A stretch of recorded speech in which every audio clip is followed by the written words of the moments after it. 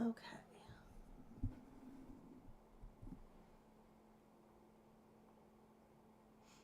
Helps if I'm in the right spot.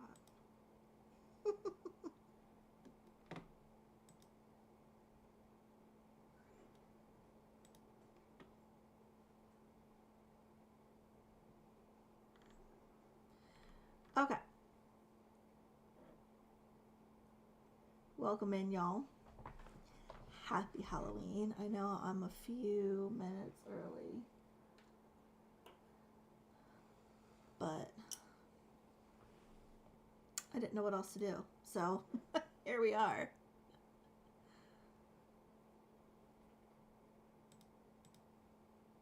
Everything's being a bit slow at the moment. So hopefully that fixes itself.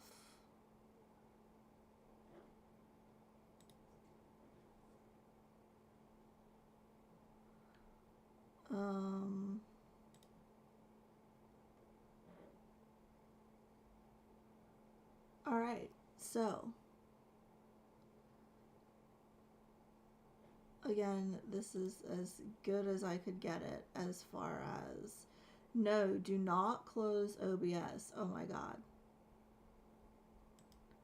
Let's just do that. Wow, that was almost disastrous.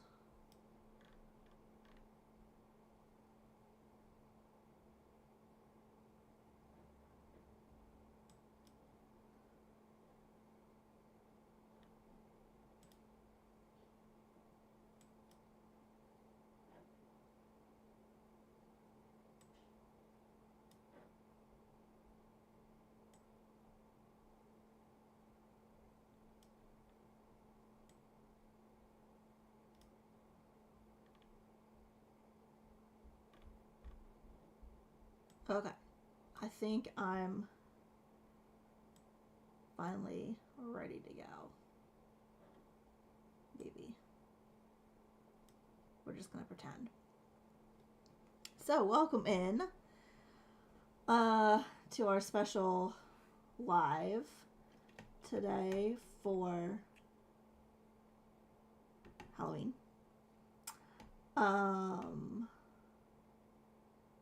Let me get my chart back in order here. We are stitching Ghost in the Forest. Oh my goodness. Artwork is by Duran Markovic and is charted by Charting Creations. We're starting off with 1,722 stitches done for 1.03%. And so we'll see how far we can get it today. I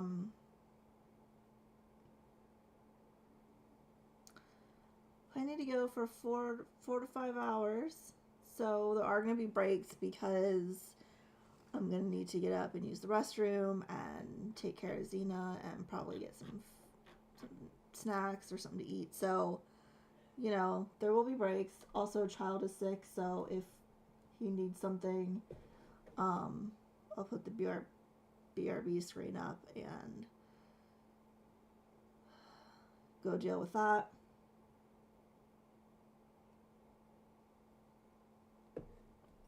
But for the most part, we're going to be stitching today. Like I said, about 4 to 5 hours. We'll just see how I'm feeling and all that kind of stuff. So I'm stitching this 1 over 1 full cross on 22 count. This was a new start this past week. This week. We're still in the week. For Samhain. This was my Samhain start this year.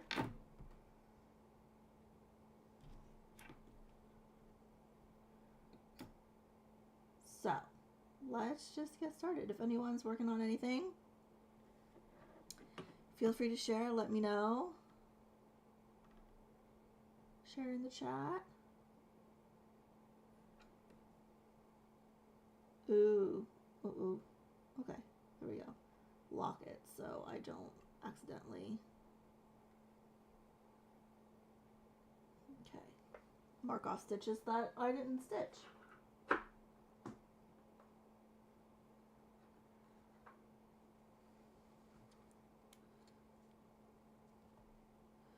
Oh, hold on. Wait, that's from... Shit.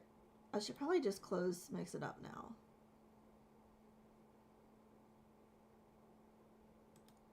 That's from when I stream on Twitch.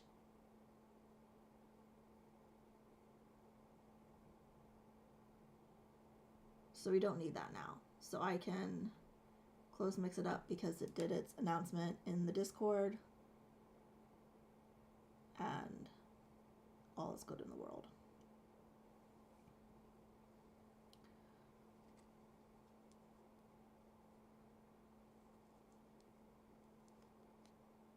It's on a timer. It's a game that when you stream on Twitch, you can fish and it pops up and you catch different things and you get fake internet money that you can do nothing with. You just court it and you just, yeah, it's a thing.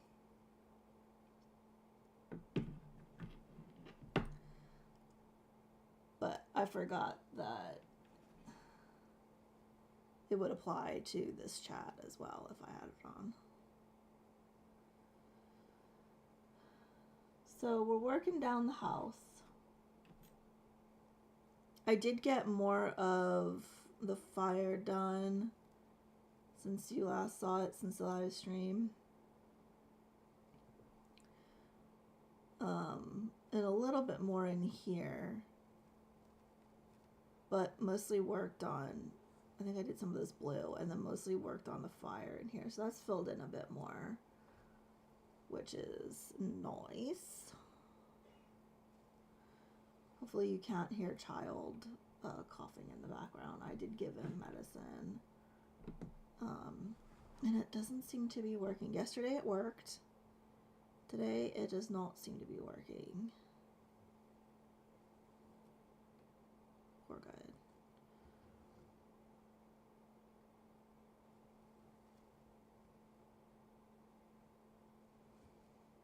So I should say this. Please do not feel like you need to stay here the whole time. The whole video will be up for a replay. You can watch it after the fact. So, you know, pop in and out. Do what you need to do. Don't feel like you have to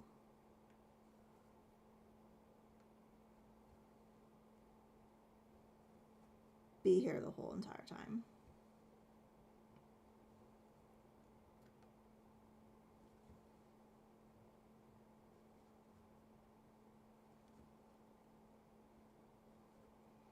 I was cold when I was filming. I filmed a floss tube right before this, and I was cold, and so I put a sweater on, and then now I'm hot.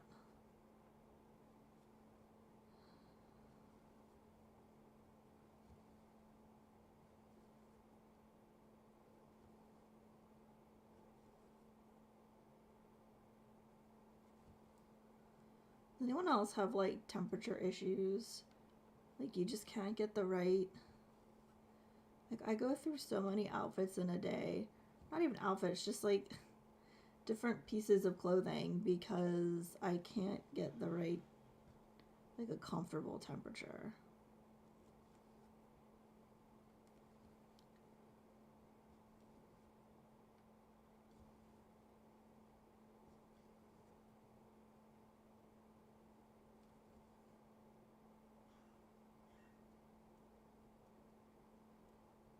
Hey, Jennifer, welcome in. Working on Halloween Hamlet by Caroline Min. I don't know that one. I need to go look that up. Not right now, because I can't reach my keyboard. But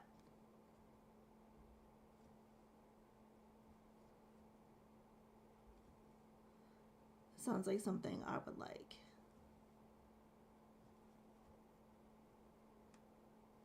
Very nice, very nice. How far along are you? Is it a new start or is it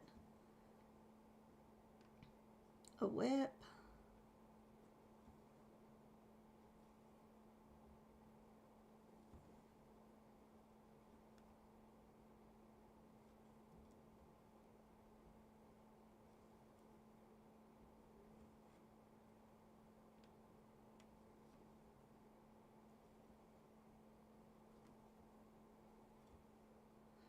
I'm going to be doing a new start here. Well, not like right now, obviously.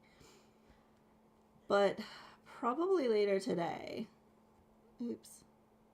That went between. Hold on.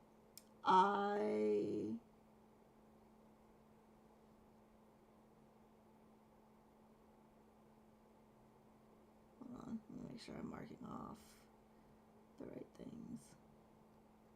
Okay. Because I have... Oh, wait. It's a different... Hold on. It's not in Saga.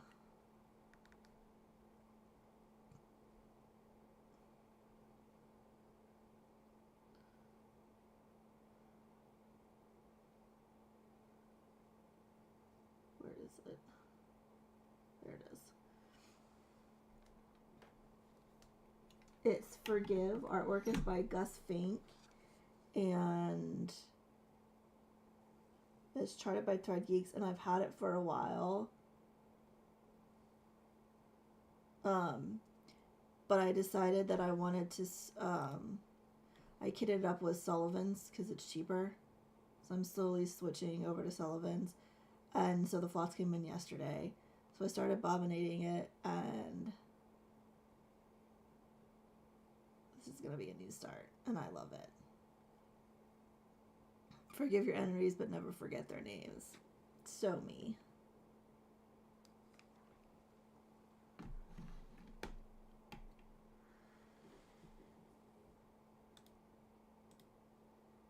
It's a whip, 70% in. It's part of the house series she did. Why do I not know this? Okay, now I need to look it up. Let's do it on my phone. What is it? Halloween Hamlet.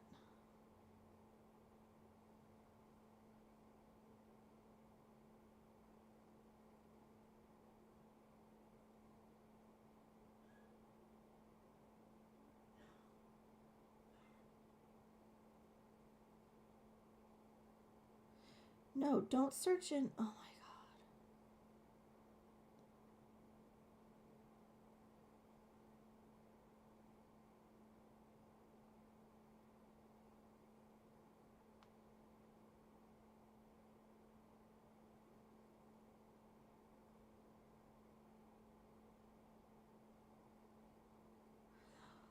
That one. No, don't switch.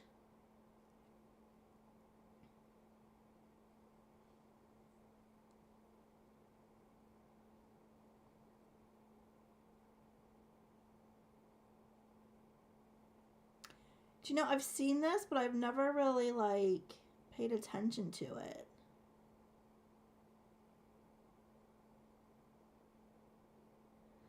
I like it.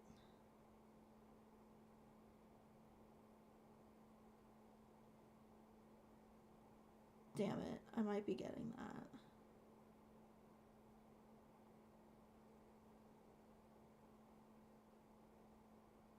That's adorable.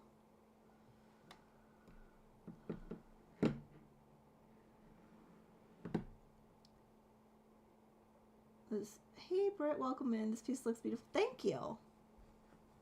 Hey, Jen, welcome in. What do you...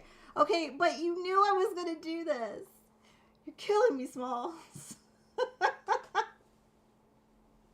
You knew I was going to do this.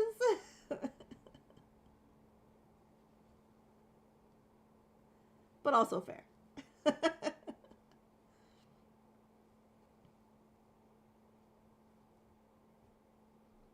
What did I just do?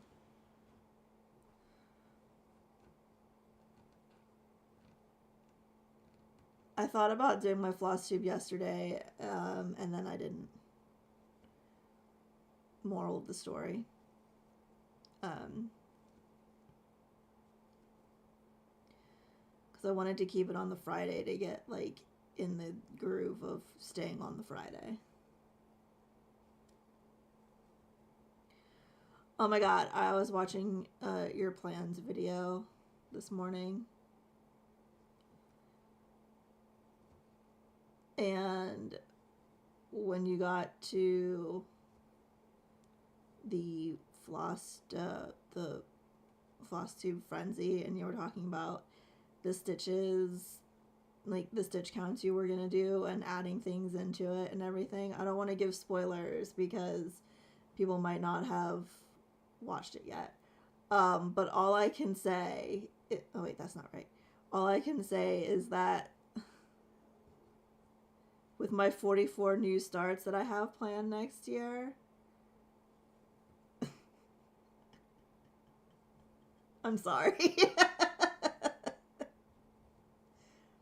Happy Halloween. Also, Blessed Samhain to anyone who celebrates. Hey, Spoopy, welcome in.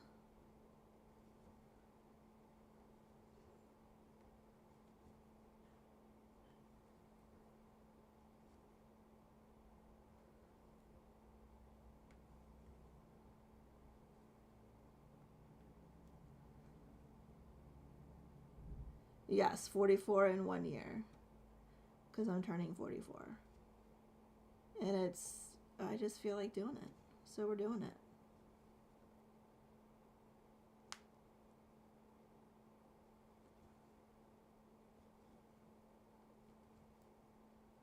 I talked about it in my plans video because it's actually Jen's fault.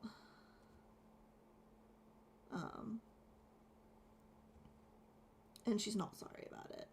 Which she shouldn't be, because it's a fun idea. But yeah, I'm going to do 44 new starts because I'm turning 44.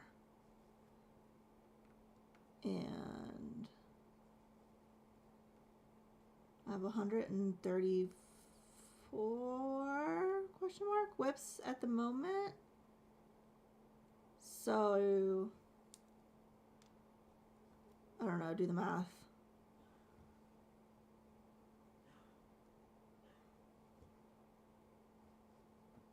What is that? 180. Wait, 40. What am I doing? 44. No, yeah, 178.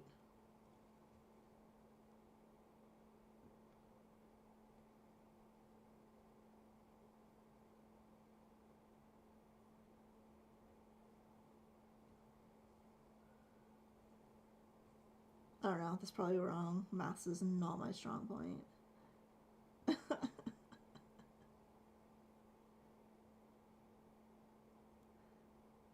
That's also not in the right spot.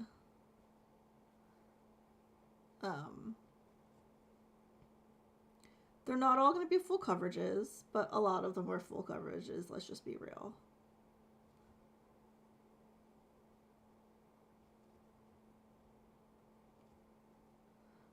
Hey Jennifer, welcome in. We got so many Jens and Jennifers and oh my goodness. I feel like we need to start nicknaming all of you so you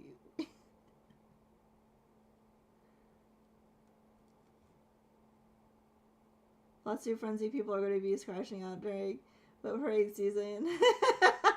Right? Yeah. I don't know how many episodes my whip parade's gonna be, but it'll definitely be at least 2 to 3. Depends on how much I yap.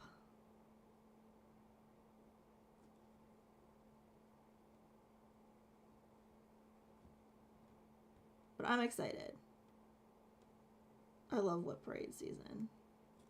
That's not right. Hold on. I'm sitting at a different angle so I can like so my camera can, you know, get everything, and so I'm like, it feels weird to stitch.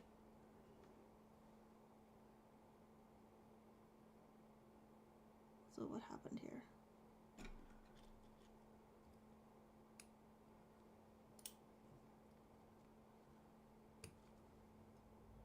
Somebody came into my Discord yesterday, I think it was yesterday, and said that they're doing 26, no, that was somebody else. They're doing 50 new starts this year because they turned 50, and they're at like 44 or something, so they're you know, on route to finish it, get all the starts, and that then they'll have over 200 whips or 200 whips, something like that. And I was like, you belong here. Welcome.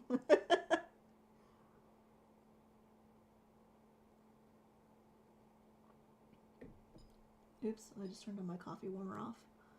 Seems fun. I always love starting it. Yeah. I love starting projects, and my thing is like, I have them. They're all ones I already have. A lot of them are full coverages, so you know, it's not like specialty floss or fabric or anything like that. I have all of them, and so why not start them? Like I said in my plans video, I'm already not going to be able to finish everything I have started as it is right now in my lifetime. So it really doesn't make that much of a difference. And at least if I enjoy stitching on it, $9.99, and I want to stitch on it, why keep it, you know, on the computer? Why not just start it? So I'm excited.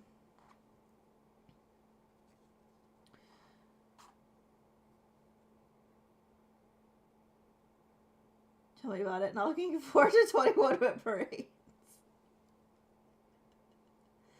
I'm not looking forward to Whip Parades for the sole fact that I end up buying patterns that I don't need because I see other people's and I'm like, ooh, that's nice.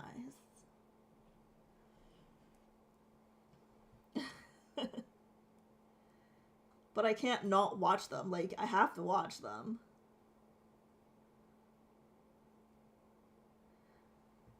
For let's listen, one new start per week, totally reasonable. Yeah, I mean, that's what I was thinking.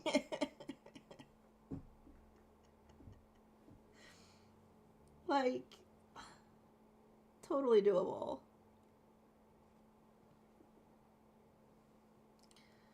Good for you. I need to catch up on your videos. Been having a rough couple. Oh, I'm sorry to hear that, Britt. Pokemon Legends ZA. I don't know what that is. Has helped my mood, though. Well, that's good. I'm glad something's helping. I don't do the Pokemon, so I don't know anything about.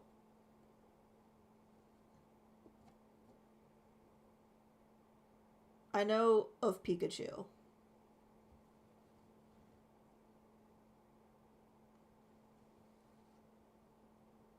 But I think I have the basic idea of you have the ball and you have to catch them.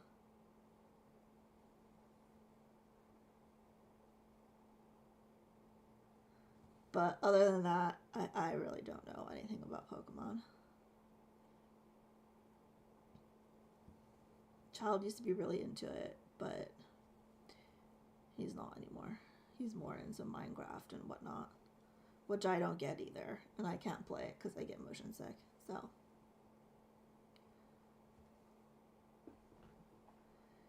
it's like 5th grade all over again with all the Jennifer. Oh my gosh, yeah, there were so many Jennifers in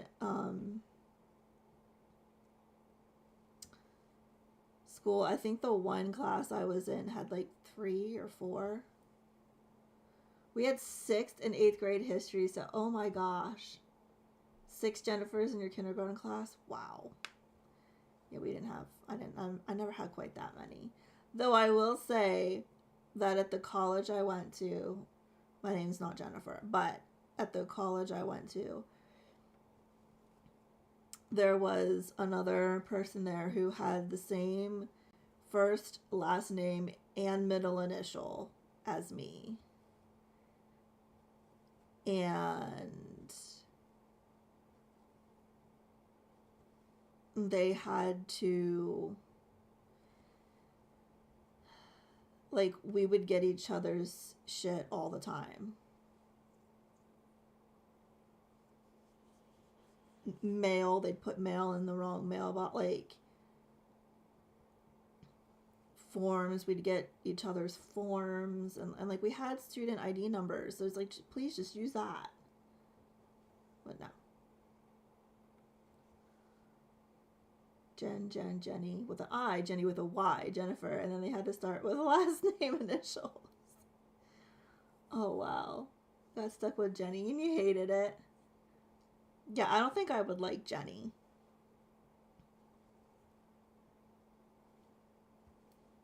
Jenny stuck with you.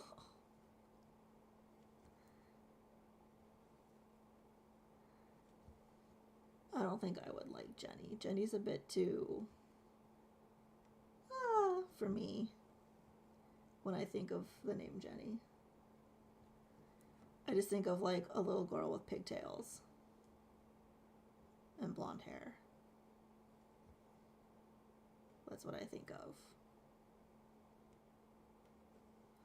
Sort of like that, oh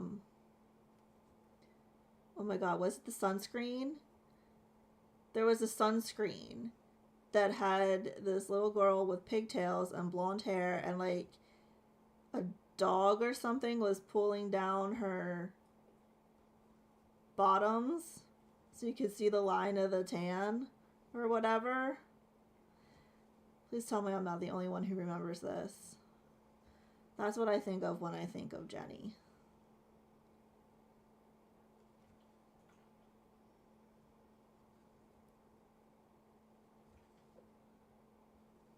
Maybe it was a tanning lotion from like the 80s. Coppertone, yes! Okay. Oh my god, yes.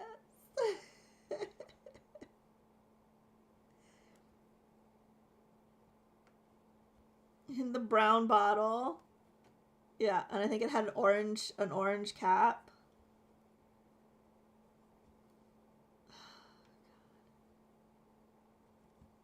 Work for my state government, and there's someone else who also works for the state with the same exact name as me, and she is much more important to me, and I get her emails all the time. Oh my gosh. Like, I'm not the one to help you with this.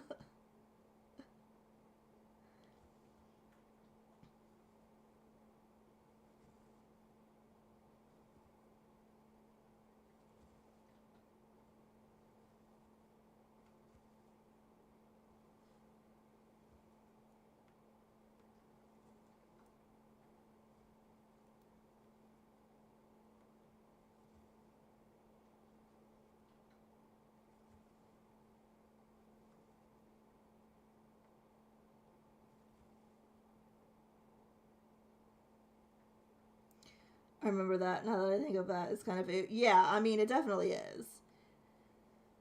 I mean, back in the day, in the 80s, you know, it was what it was. But today, it's a bit.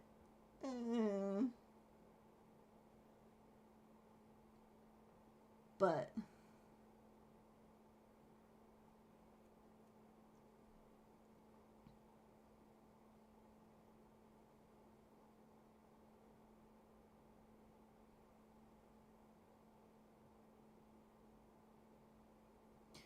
wait, are we almost getting to? No, we're not.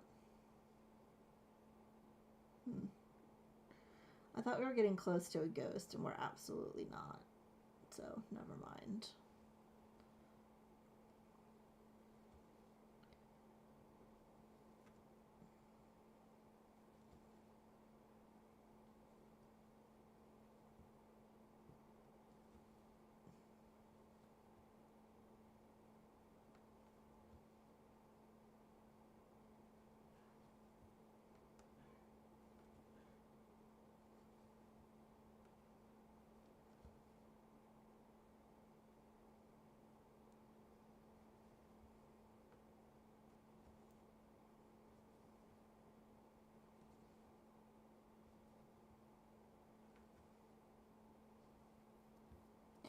So I think we're going to focus mostly on the house itself today and not over here.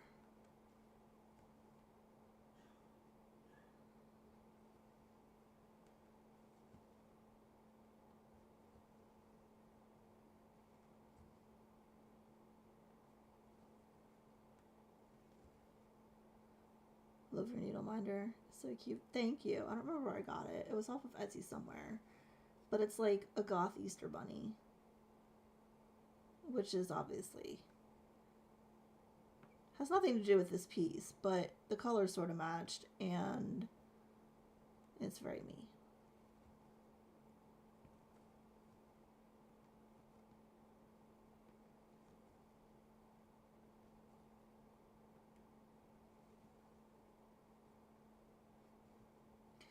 Because I don't do the Easter, and I really don't like pastel colors. But if I could do a goth Easter, I would be absolutely 100% about it. Not necessarily celebrating Easter, but decorating for it.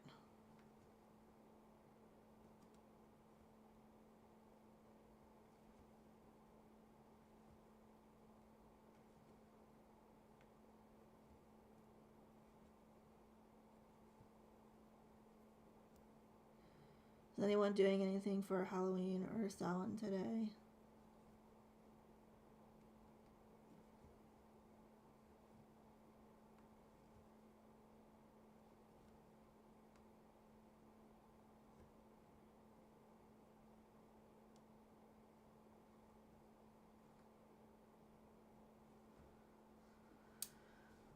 We will not be giving candy out because A, I dislike children, and B, I don't want to talk to people.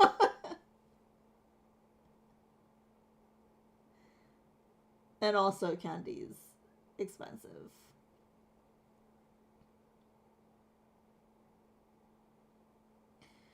And the last time we did it, we got like 4 trick-or-treaters, so it really wasn't even worth it. So, because we don't live in the quote rich part of the neighborhood, so no one comes here.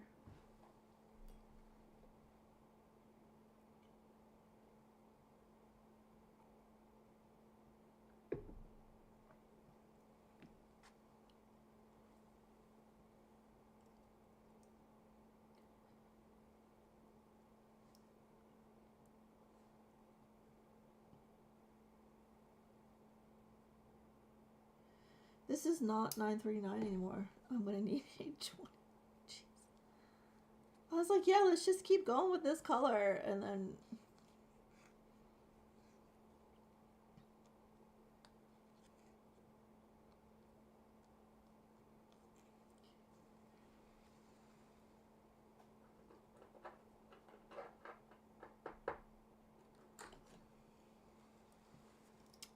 it's not the color I need. I need $8.20.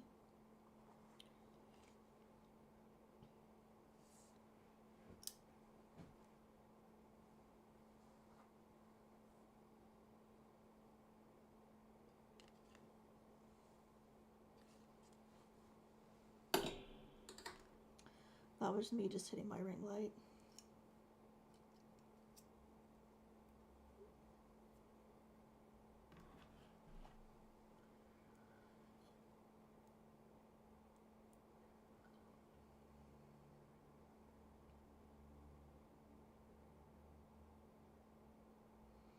We don't really get trick-or-treaters either. The huge neighborhood across the road is where everyone goes, so I'm safe from people.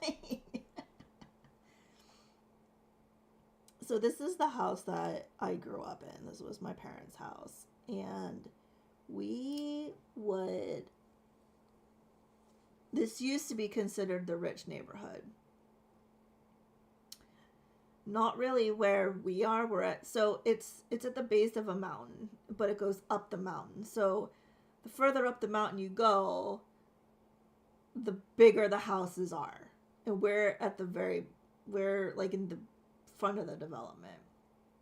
We were one of the first houses. They built this house in the 80s, early 80s. And so we were one of the first houses. And then as things were built going up, they got bigger and bigger and bigger and more expensive.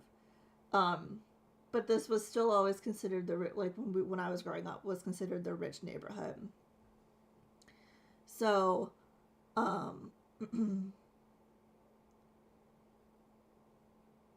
we would get a lot of kids from other neighborhoods would come because especially there were like a few houses at the top of the hill, top of the development that would give like full-size candy bars, right? So kids from like surrounding neighbor like parents would drive them to the neighborhood and then they'd walk around, right? So we would go through, no lie, 40 bags of candy in a night and run out and give like one piece of candy to a child. Like there wasn't but now that's not what this neighborhood is anymore. Now, especially where we are, it's the dumpy end of the neighborhood, and there was like a whole nother section built, which is now, quote, where the rich people are, and that's where everyone goes. So they don't bother with this section, this part of the neighborhood anymore. So yeah, the last time, we didn't even go through one bag of candy the last time we did it a few years ago, so it's just like, it's not worth it. You know, you sit there, and yet you have to be outside because with Cena, you can't risk knocking or something on the door, so you have to be outside, and it's cold. These like little brats come up, and you have to be nice and like say what a cute costume it is, even though you have no idea what it is. I don't like trick-or-treating, if you can't tell.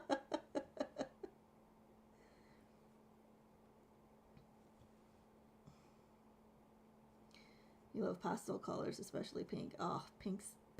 Pastel pink is my least favorite.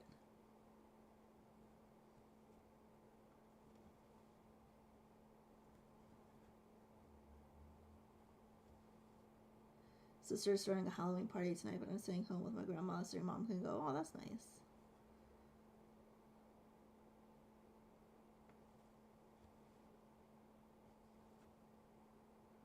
Child is supposed to have ballet, but he's 6, so I don't know what's up with that. I did take his temp this morning and it was 97 something, so that's fine. We still need to give him a COVID test. If that comes back positive, he is not going. He didn't go yesterday or Wednesday.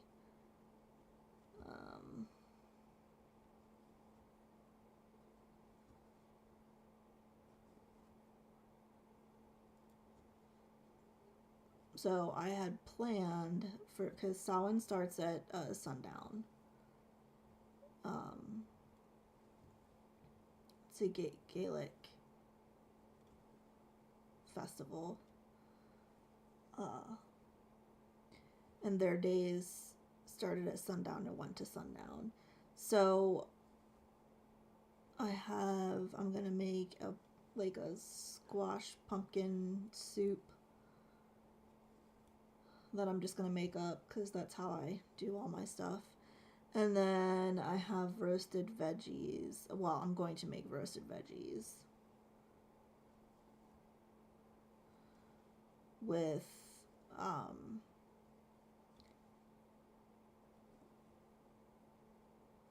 to go over pasta, and then I'm gonna make like a cranberry sauce to spritz in the soup.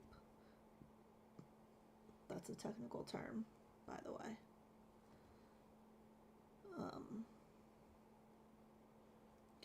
Child won't eat any of that, but originally he was supposed to be at ballet, so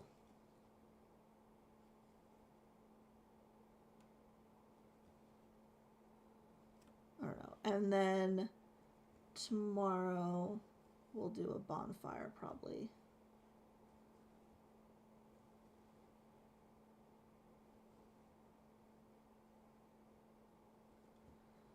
My grandma has Alzheimer's and she dreamed of a scenario last Thanksgiving where her brother-in-law cornered her on the stairs and yelled at her. He wasn't even anywhere nearby. Aww. Yeah, I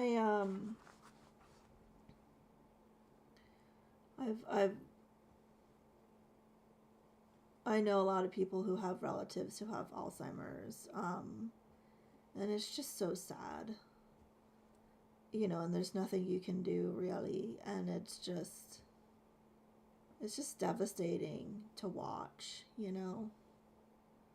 Well, you do know, but even though we explained over and over that it didn't happen, she won't let it go. Oh. My aunt has dementia.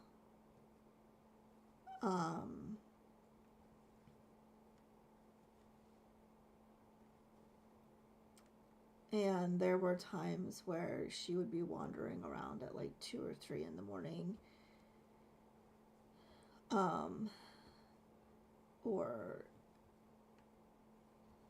she'd call the police that there were intruders in the home, and you know, they would come and there's no one there.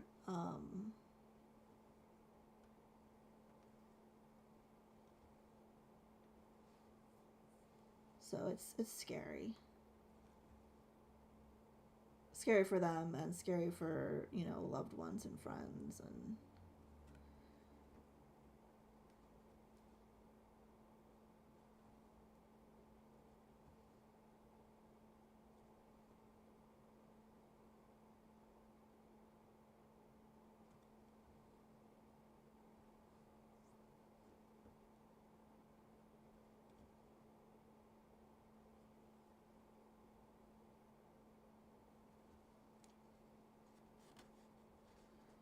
I just had a panic attack that I was stitching this fabric onto the back, and I'm not. It's okay.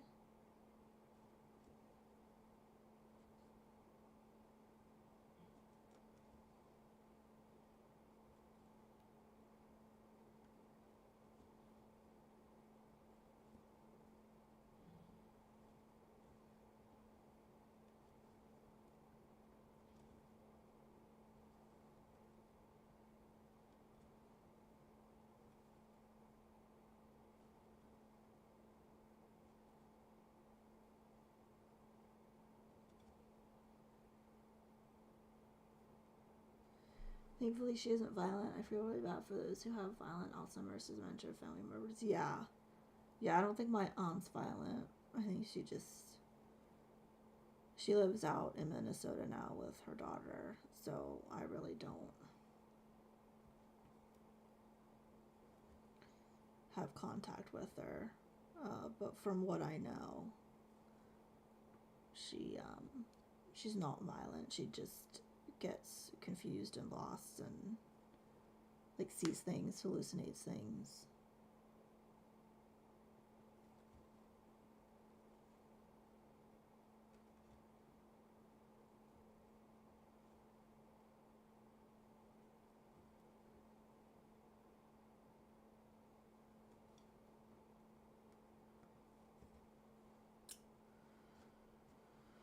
Okay, mark off here.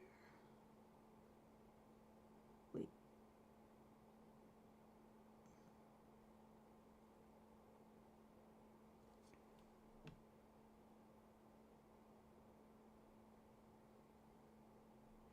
Oh, yeah, that's right. I'm just... There we go.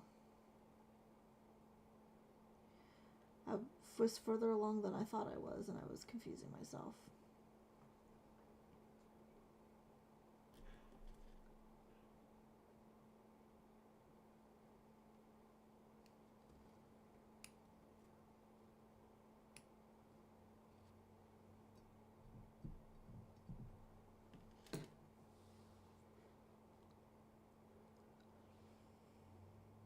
That was a whole thing.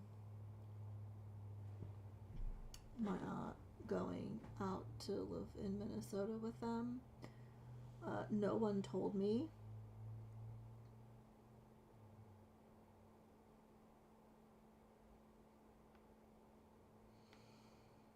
that that's what was happening. And I went to call her. She used to live about an hour and a half from me. And we'd go and visit her until COVID. We would go and visit her pretty regularly, and child loved going up there, and you know. And so I went to call her, and mind you, this is the same phone number she's had since I was a child. So like, I know it by heart. I still know it by heart. And so I called, and it was disconnected. And I was like, what? And I got scared, like that something happened, and she didn't, you know, like, immediately I think of the worst possible scenario ever. So my brain went, oh my god, she's like dead on the floor, and no one's known, and like, you know, they cut her service, like, yeah. So I called her daughter, I called her grandson, no one answered. So then I ended up calling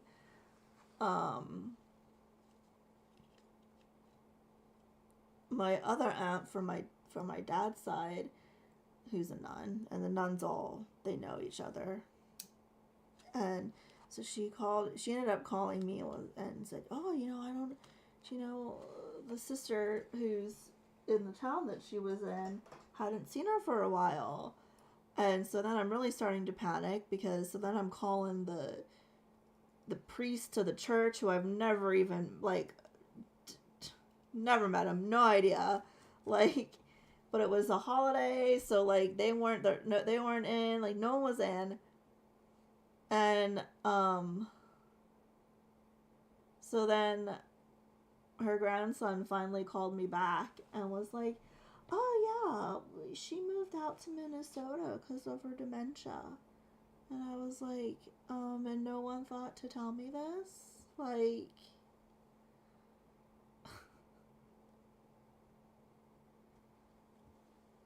thanks.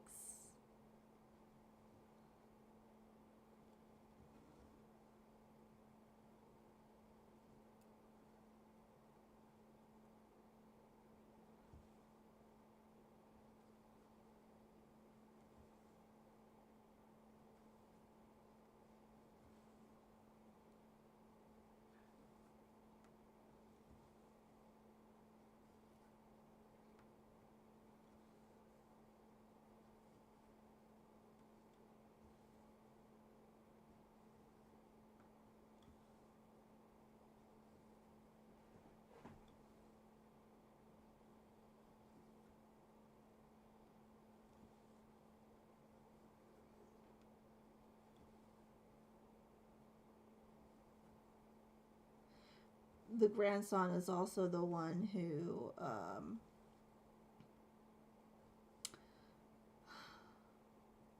probably about a year ago now, I hadn't heard from anyone for a little while. So I was like, okay, I'll just check in, text him, check in. And mind you, this is relevant. He was in our wedding, like he was in our wedding party. And he says, oh yeah, I've just been really busy. I got married and we're expecting a baby in March. And I was like, what? Excuse me? Like, again, no one. What? Yeah. So, family, huh?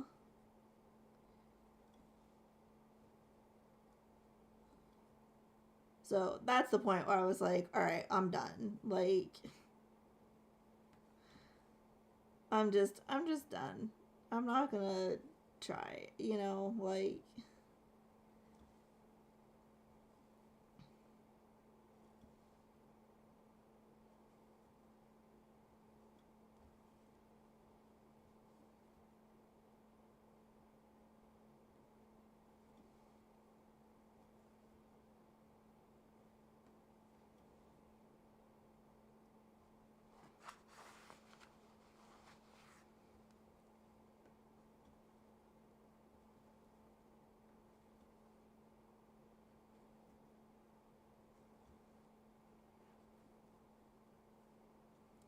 A lot of people have great families who are very close and supportive and all the things, and that's awesome.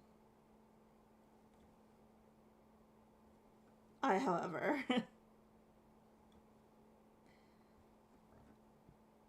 am one of those who do not. And, you know, it is what it is.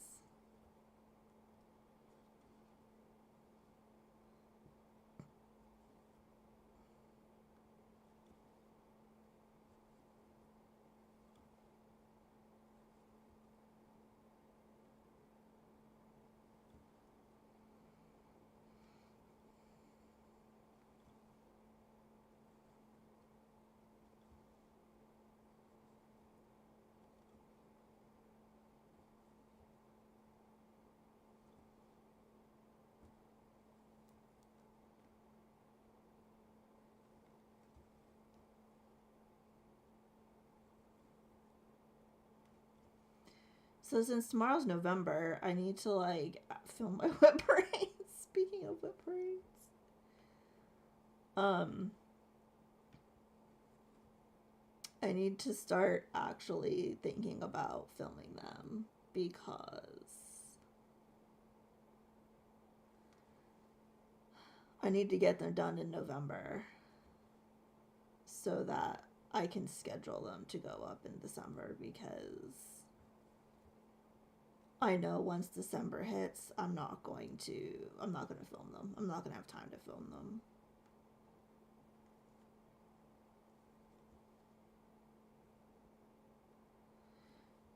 Child's Nutcracker Week is the first week of December, and there's a few nights where he's there till 10 o'clock at least for rehearsals and shows, and y'all know I don't function that late at night. Like, I've already been in bed for 3 hours by the time 10 o'clock rolls around. And Dar's probably going to have to be away that week for work. So it's going to be a struggle bus for me that week.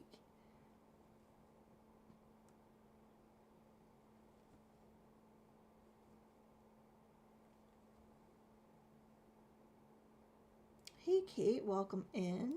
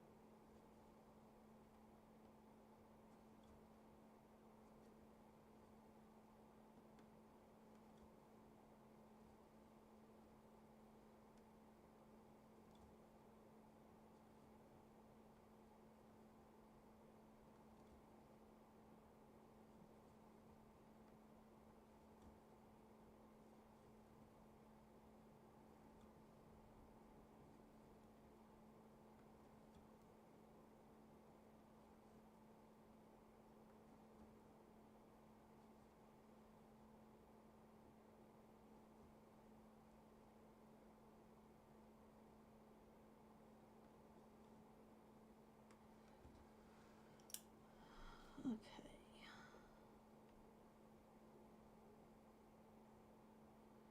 Alright, I got all. Why are you not marking it off? Oh, because I don't have it set to mark off. Yeah.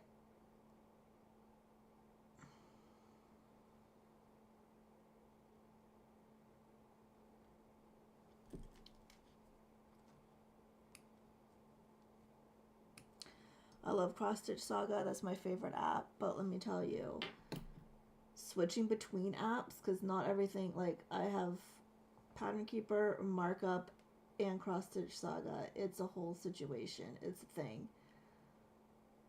But switching between them for screws me up for a little bit till I remember which app I'm using.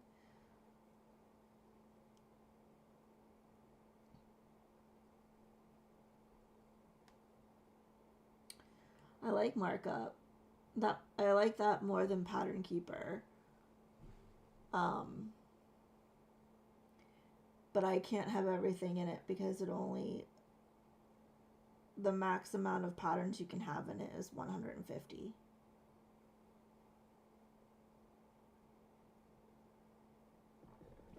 Found that out the hard way.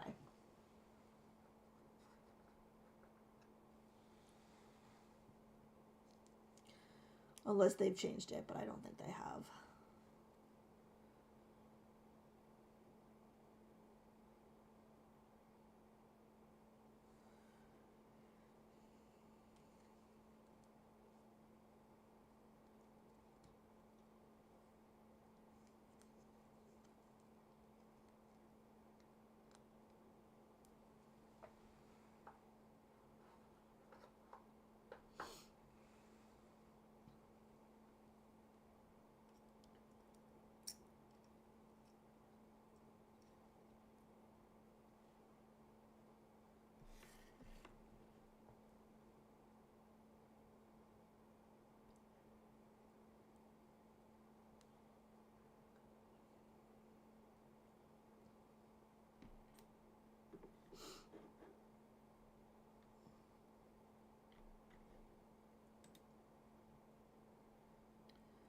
We're already an hour in. I don't know how that's possible.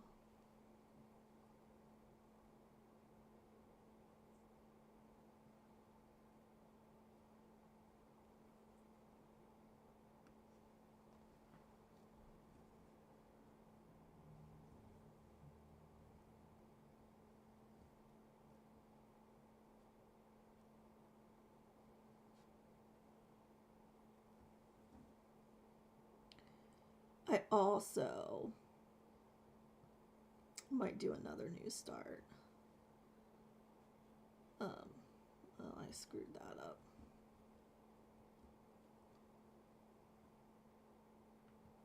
Let's try this again. I might do another new start.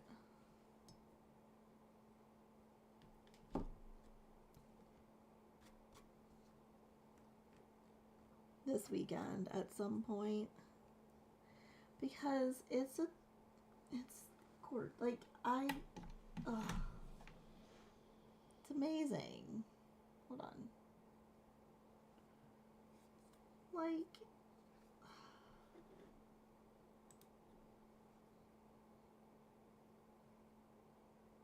I love vintage, like, pin-up-y stuff, but it's Halloween and goth, and there's no spiders in it. There are blends, though, but I don't mind blends.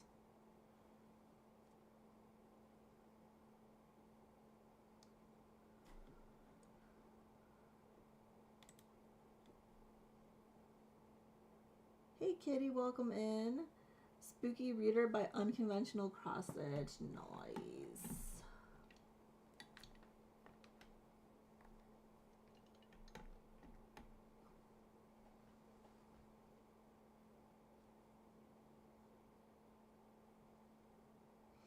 I love it. You need to start it. See, that's what I was thinking. Like, obviously.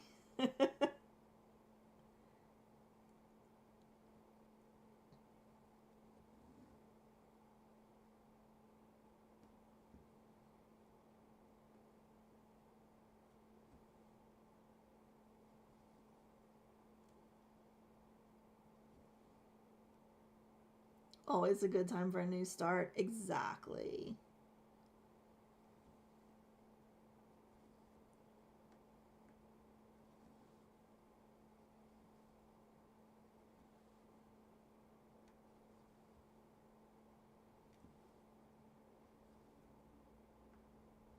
And my friend Crafty Dynamite is doing a.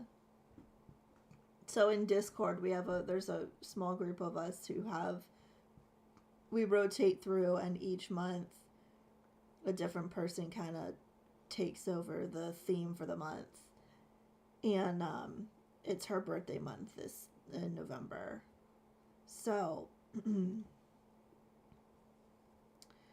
her theme is like stitch on what you want, like what brings you joy, you know, stitch for you, basically. And so I'm like, that's perfect.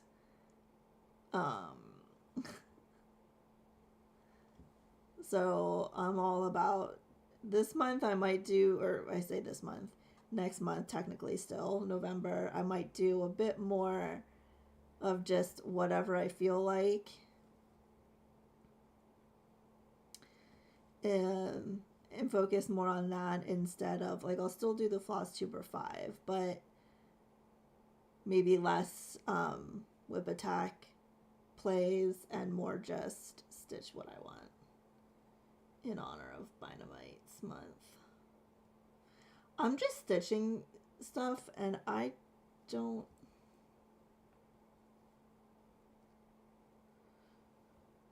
Start it. I'm a sucker for anything with a black hat in it. Yes.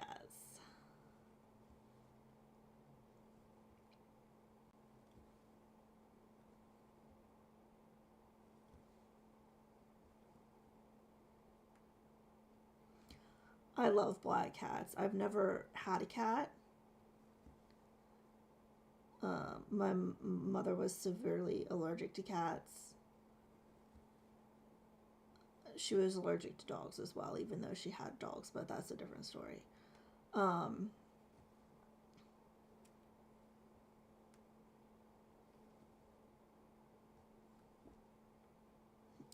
Dar refuses to have a cat.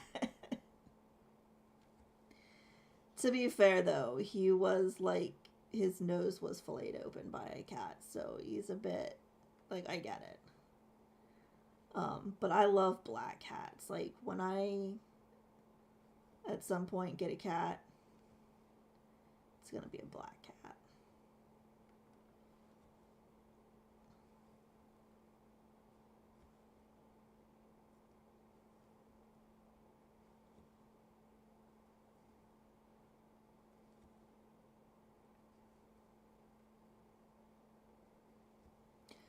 Also, Xena, at the moment, Xena would not allow even another dog in the house, let alone a cat. So.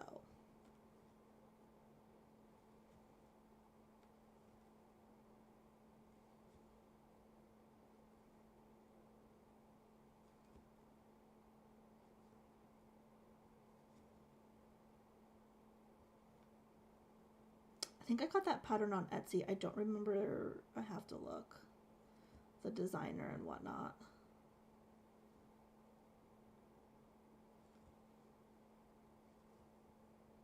I'd have to go back and look.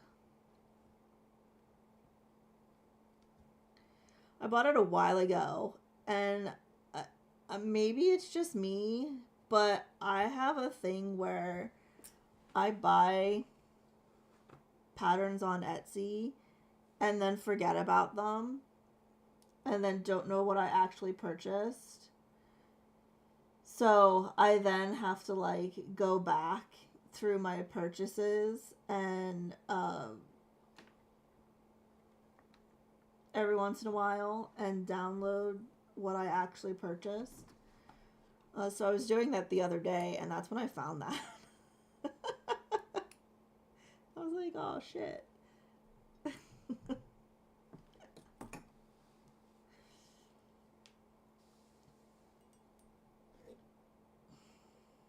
3 black cats. They're sweet, adorable turds. You like to try to unalive you by getting on your. Xena does that with me. Yeah.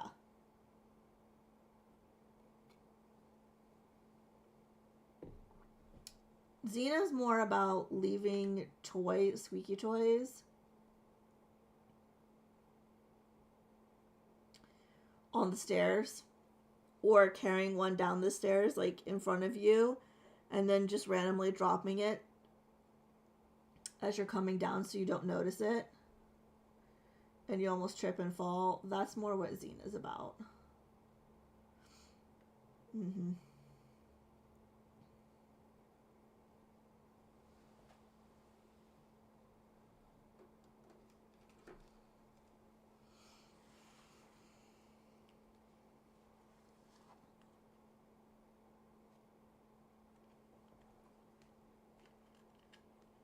Oh, this is very pink.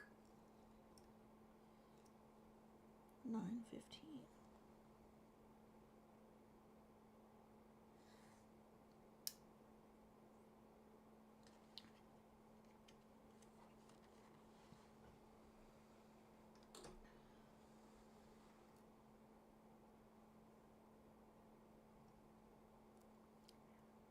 I've actually had a designer contact me before on Etsy and be like, why didn't you download the patterns that you purchased from me? And I'm like, because that's not how I operate. Like,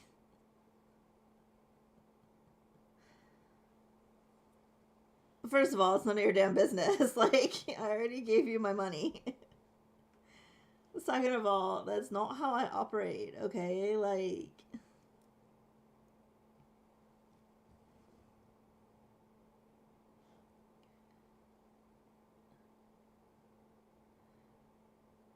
I'll download them 6 months from now when I go through all my purchases and I'm good and ready to download them.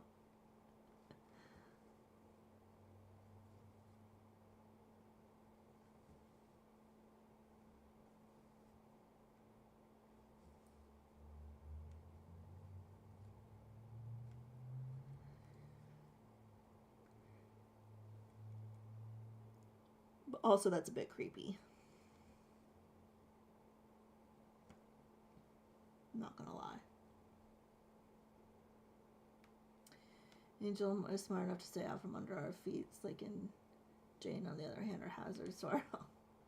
Yeah, I keep telling Dara one of these days he's just gonna find me at the bottom of the stairs with a squeaky toy.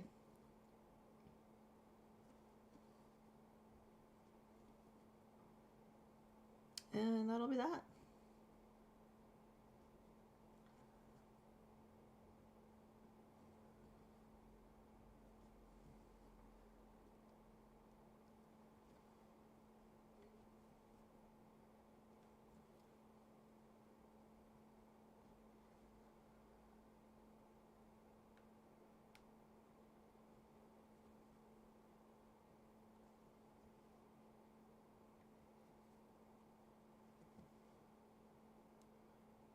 Death by Squeaky Potato. Hey, Jace, welcome in.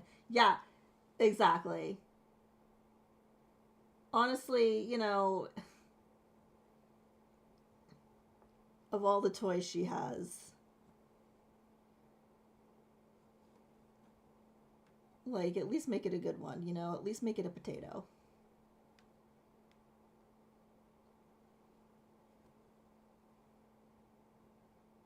She loves that thing. She still brings that thing out years later.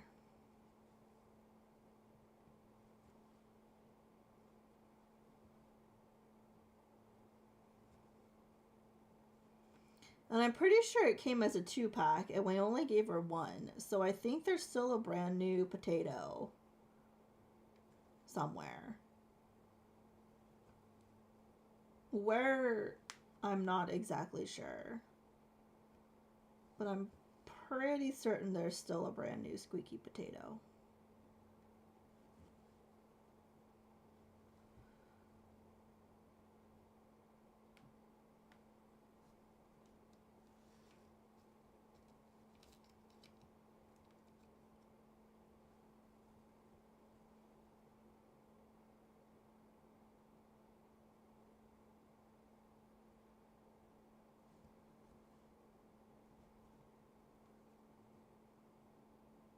Just look out for it because you never know.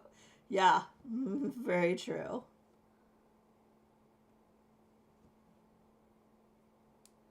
It could just walk itself to the top of the stairs. Yeah, like, dogs love your butt. Yeah, that's where she got most of her toys. Or the bark boxes. I did have to stop it because it was too expensive and she was just getting too much. Like, she's finally old enough. She's 11 now. So she's old enough that she doesn't tear them apart in 30 seconds. So she actually has an accumulation of toys.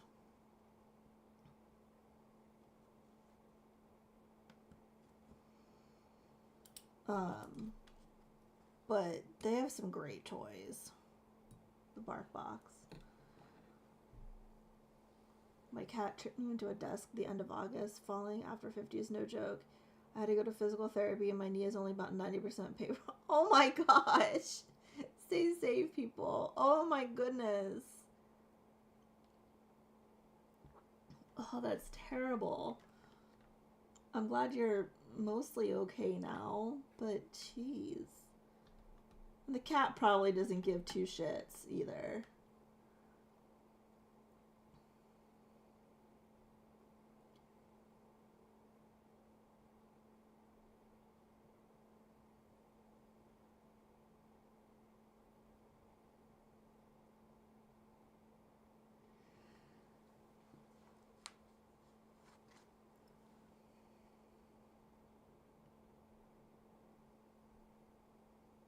Nope. Yeah, that's what I figured.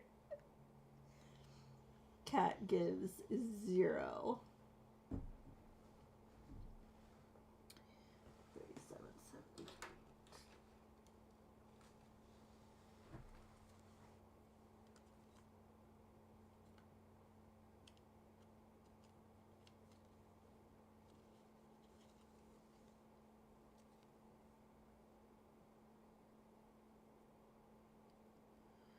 We get the Tough Box, I think it's called. I share the 3 toys with 3 toys amongst my dog and my brother's 2 dogs. Yeah, that makes sense. Yeah, like it's just Xena. So, and I would get the one for the large dogs. But if she gets 3 more toys, then I'll get it again for a few months. But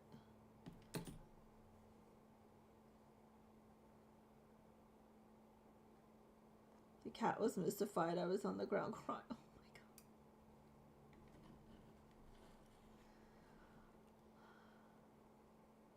See, now if that was Xena, I could see her just wanting, like, I could see myself being on the floor crying and in pain because I tripped over her or one of her toys on the stairs. And I could see her just coming up to me and being like, scratch me.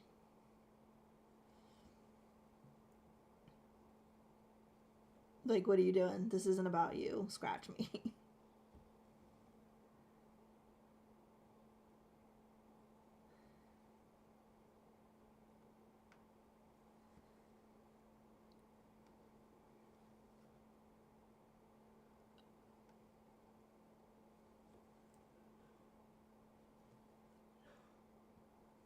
My in-laws have a cat, and I'm honestly surprised. My mother-in-law is a bit of a fall risk, and I'm surprised she hasn't fallen over the cat yet.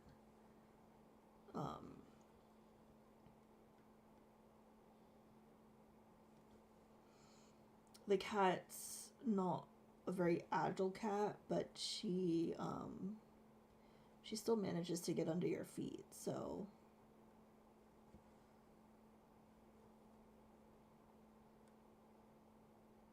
not that I'm hoping for that, just I'm surprised it hasn't happened.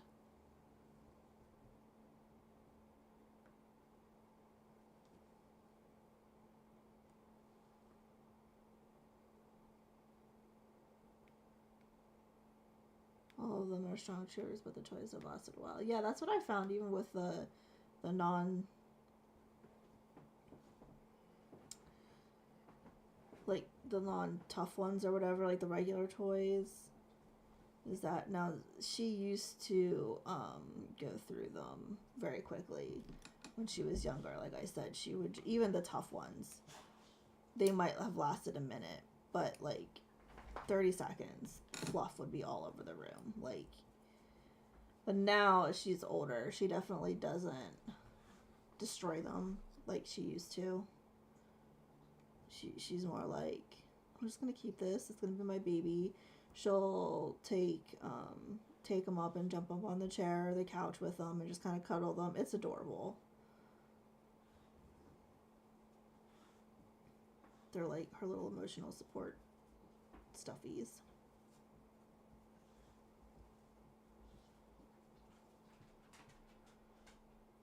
like that purple Bigfoot that she brought to me the other day when I was filming the plans video, which looks like Grimace from McDonald's with like extra long legs. Um, but anyway, it's supposed to be Bigfoot. It was from a bark box. She snuggles with that all the time.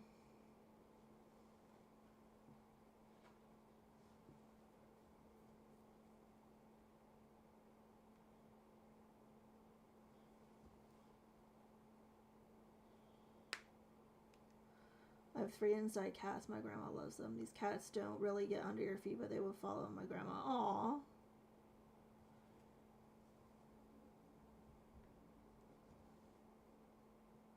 Sal would select an occasional toy to last year's. Usually it was like 30 seconds or less. Yeah. Xena doesn't really play with them as much anymore. Like I said, she just kind of carries them around. And then snuggles with them.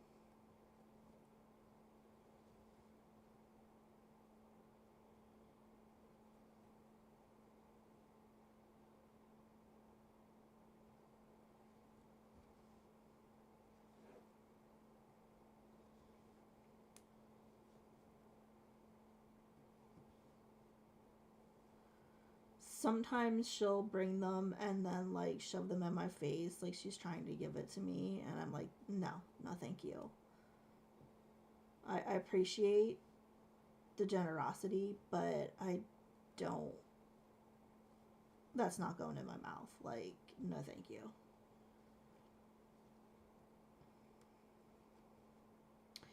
Brownie took Checker's place and being my grandma's lap buddy. Aw.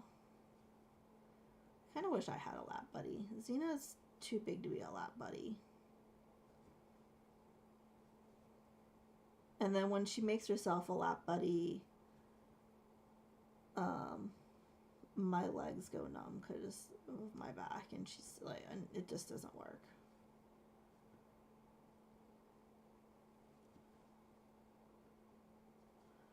One of our other dogs, his name was Amadeus, and he was a little rat terrier.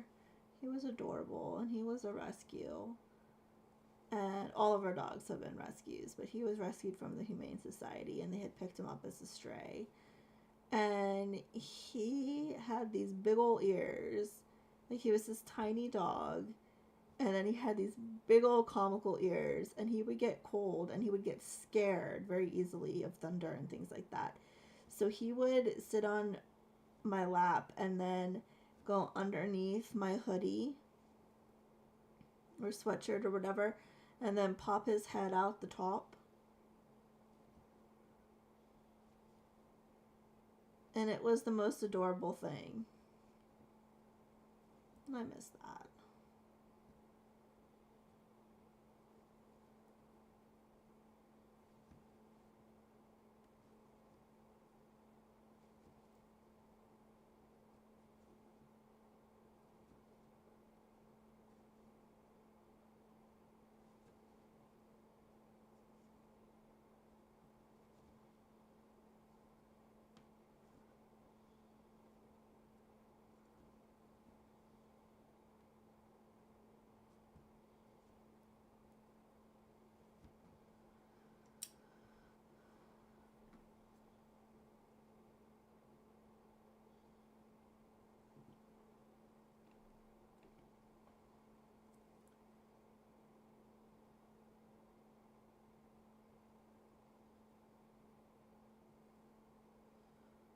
My brother's dog Hilo likes to snuggle, but she is big and crushes you.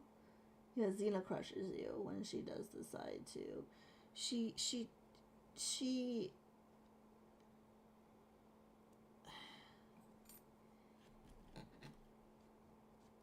tries to go, like, if you're laying in bed, she tries to go between your legs if you're like on your back. And I can't lay on my back anymore because after I herniated it just doesn't work. I can't do it. It's too painful.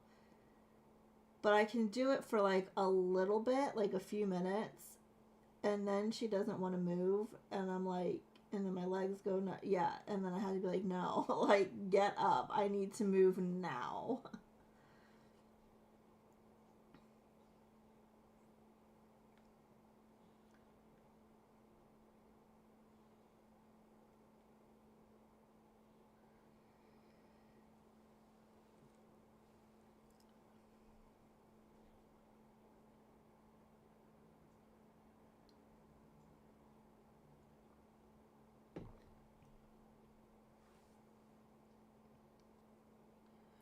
And her favorite spot is sort of between me and Dar, but perpendicular. So she gets like snuggled to both of us at the same time. Maximum snugglage.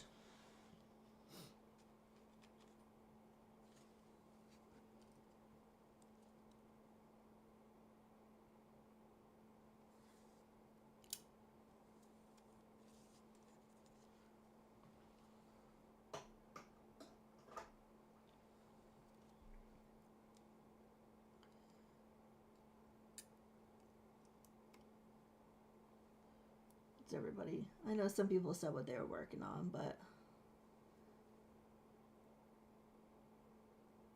feel free to share what you're working on if you haven't already.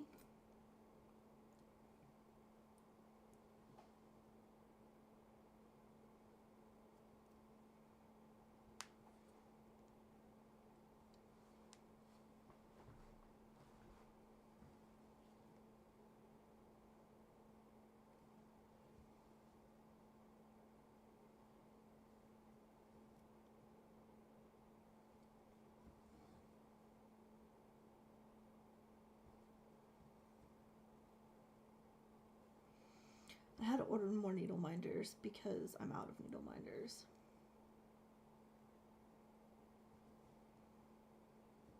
Shocking. Can't imagine why.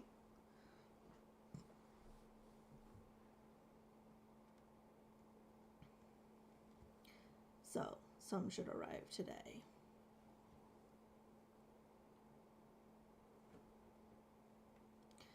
Still working on getting Honeymoon Sunset to 48%. 47.9. What, you got this.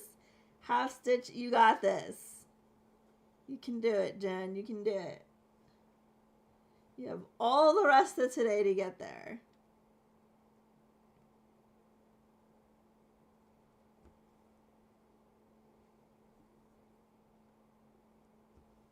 We're not working on anything right now.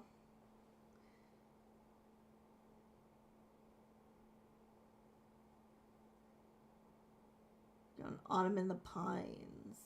Nice.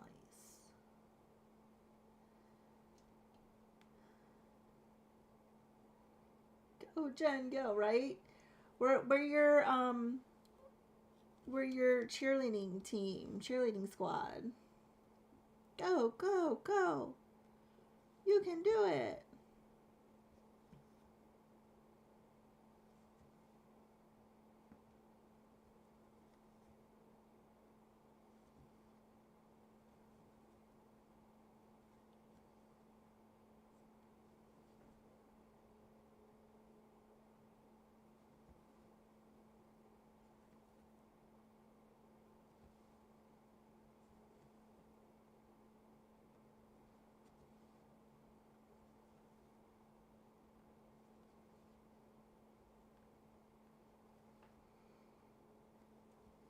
There's a few more Ennis Guerrero charts I have that I want to start as well.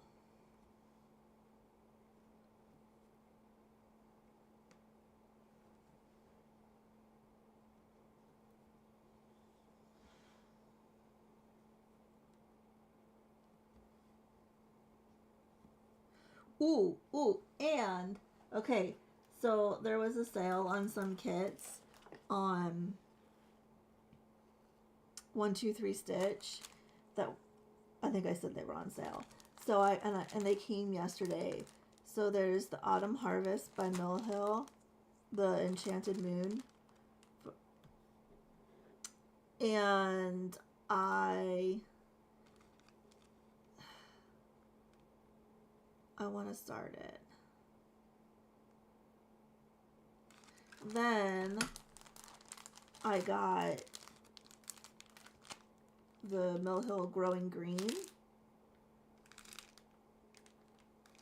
I got the rosemary because I use rosemary a lot in my workings. And then I got the oregano because I use oregano in my workings as well. And I liked them because they're on 8. They come with Ada, not that perforated shit. So.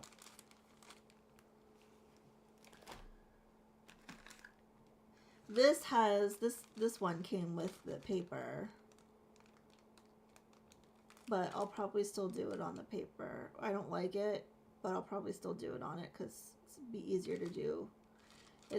It's a magnet, but it would be really easy to make an ornament too, so I don't know.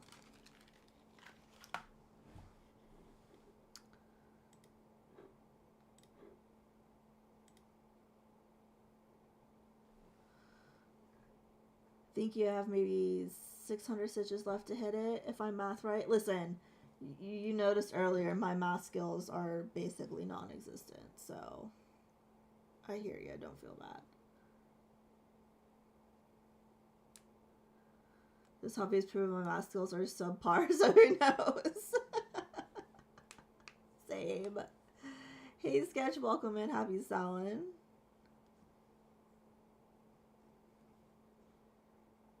Pretty. Yeah, I thought they were very pretty. And they were on sale. So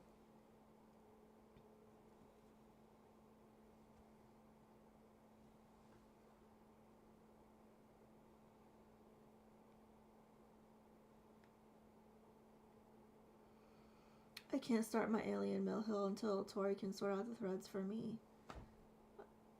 Oh, yes. So, okay, not gonna lie. The, Winter Woodpecker one that I'm doing, I couldn't sort the threads. I mean, like, some of them I could, but I'm trying to get this down. But a good number of them I couldn't. So I ended up just using, they do give the DMC, and I ended up just using the DMC from my stash to stitch that because, and I don't have color blindness, and I couldn't tell like 762 versus 3865 versus 1 versus, yeah, I couldn't tell them apart. So don't feel bad if you can't tell them apart. Like, oh, there you go. Yeah, I didn't even think of that. Any one of us could probably help you sort them out through camera. Or, like, yeah, like they said, at least give it a go. Oh, yeah, get another magnet. Could be a needle minder. That's true. Well, let's see how big it is when it's done. Does it give 2.5 by 3 inches? Oh, it's probably 2. It's probably 3 inches tall by 2.5 wide. That might be a good needle minder for like a bigger, like on a scroll frame or a bigger Q-snap where you have more space. Doing some cleaning while I wait for stuff to be delivered. So if my response is no worries, Sketch, you do you. You do know what you do what you need. Well, the alien piece of palette is quite simple in theory. Yeah, yeah, in theory. Those are the key words, though, right? Yeah, I think with the Winter Woodpecker, it was just because there were so many light colors, like light grays, light whites, light blues, that I literally, I couldn't see a difference at all.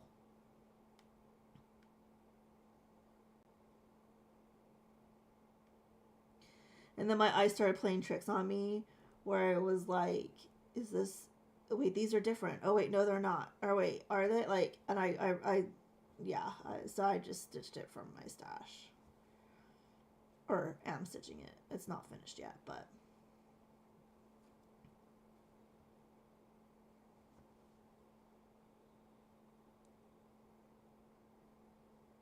Dig the alien one out at some point and take some photos. There you go.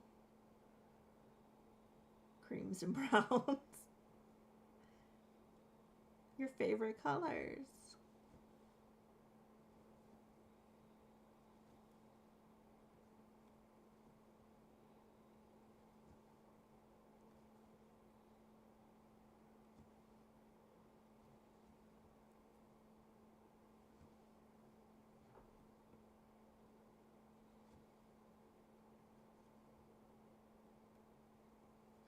It is super windy here today, and we're getting really big gusts.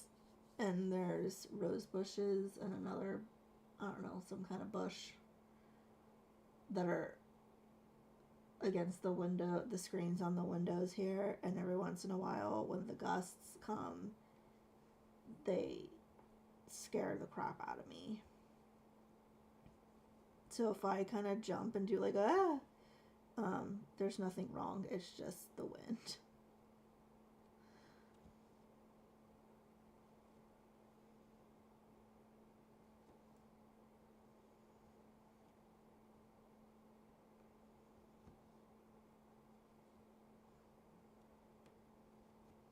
We could, cut the bushes back so they're not overgrown and scraping against the screens, but also where's the fun in that?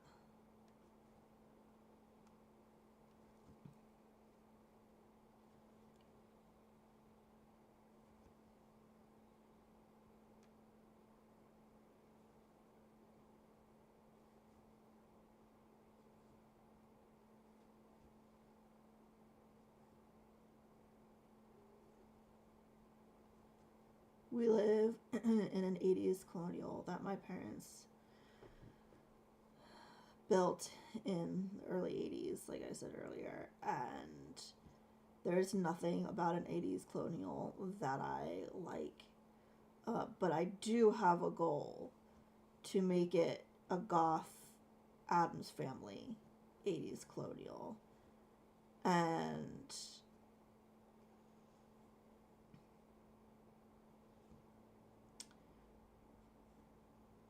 I forget where I was going with that. It just completely left my brain.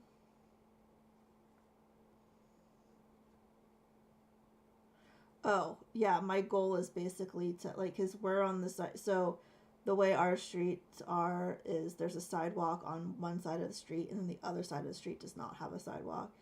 And we're on the side with the sidewalk. So my goal is to basically have, people and children walk down the sidewalk and then get to our house and then cross over to the other side of the road. Like,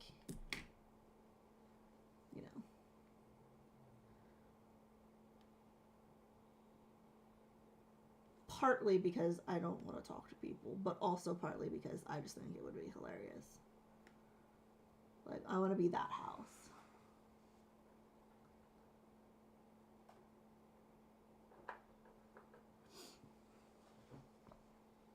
I think kits need to start making it standard, have the floss already sorted for you. Yeah, I agree. Like, surely it's not, like, Mill Hill already, well, that's not really a good example because they're just orange and black. Oh, wait, and that's also not a good example because they're all in the same bag. But sometimes you'll get where they sort the beads so that they're different enough that you can tell the difference, but in two separate bags, right? Of which none of these have that because the beads are easy to, like, they don't need. Anyway, you know what I'm saying. Like, you're already going through some of the difficulty to sort the beach. Just like, and like Mill Hills aren't really that big. Like, surely it wouldn't take much more to just put a crappy floss drop thing in there, and as the floss is cut, just put it on that.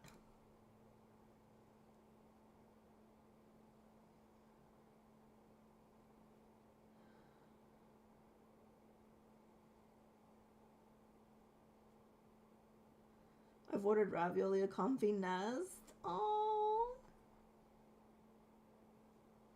What's it made out of? Like, I don't know anything about bird accessories and toys and accoutrements. Is it like a nest, like out of twigs and whatnot? Or is it... I have questions.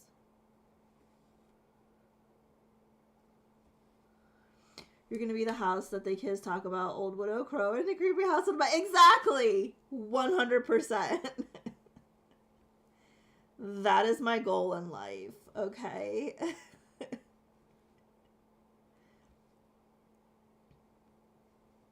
Like, I want to be the house that they, you know, the kids dare each other to, like, step foot on the lawn.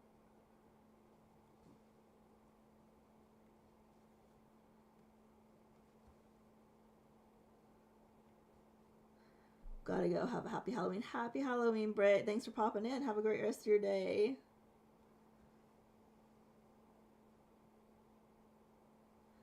It's made out of cotton rope, which is not good for parrots because they'll chew it, but pigeons will do that, so it's fine for them. Nice. That does sound comfy.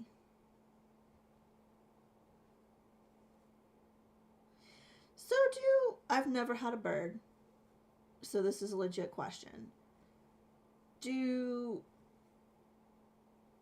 birds that you have as pets, like birds in captivity, I guess, you know, like pet birds, if you put materials in, would they still make their own nests? Or are they just like, nah? I don't... how does that work?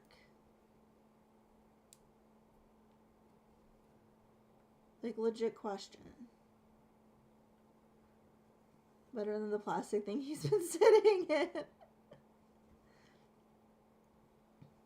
Yeah, I'll sit in a bed of cotton over a plastic thing.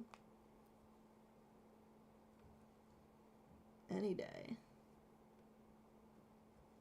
They do make nests? Gotcha. I figured they would, but then at the same time, you'd have to put the materials in for them there, right? Like...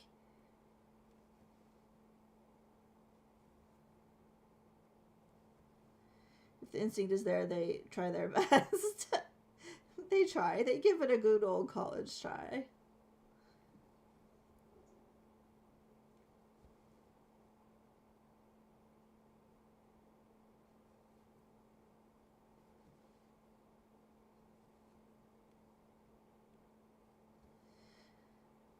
That's why you've got to keep changing the cage setups to stop them from going into nesting behavior.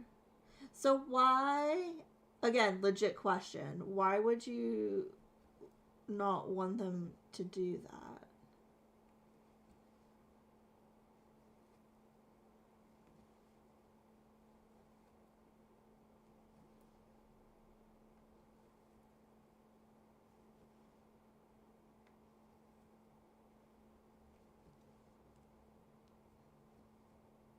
Does it cause certain problems or something?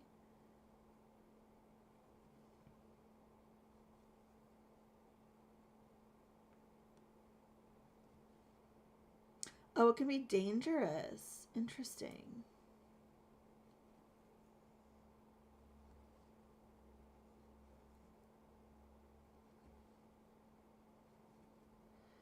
Like I said, I've never had a pet bird, and so I don't know a lot about it. But I'm fascinated. But like I don't think I'll ever have a pet bird, but I'm very fascinated by it.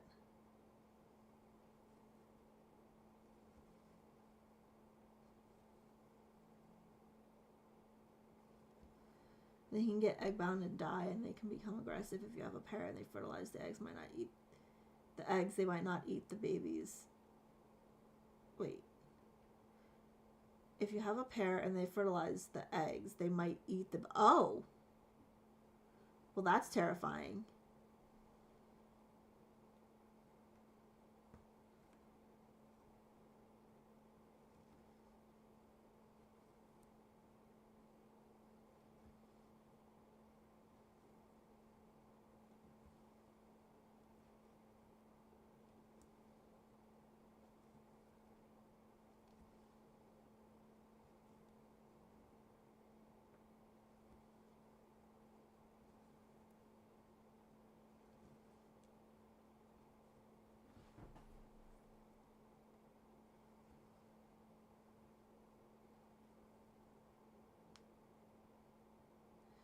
It's irresponsible to allow them to breed if you're not set up for it. Okay, gotcha. So the nest thing is not necessarily like I'm making a comfy little space for myself. It's for the purpose of as in nature, breeding and raising little baby birds.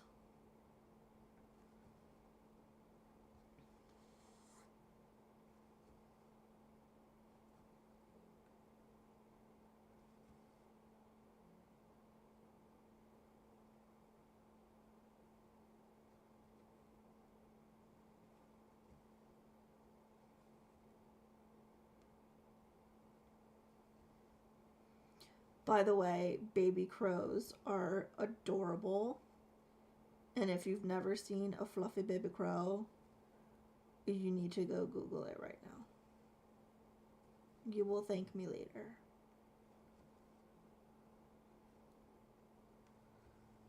So say flax and avocado have babies and all the other birds and random noises from neighbors they could be homes.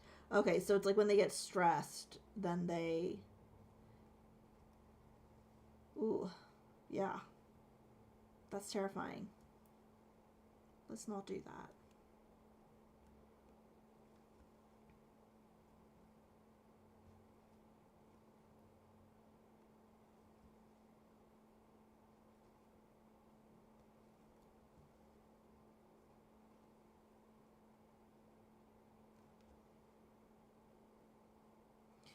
Meanwhile, baby pigeons are idiots, and I love them.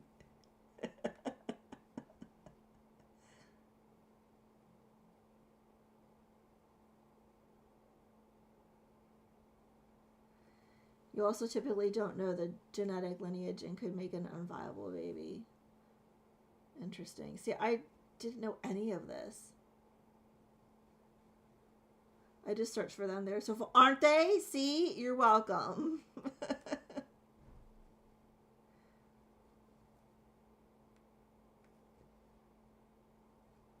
It's so fluffy.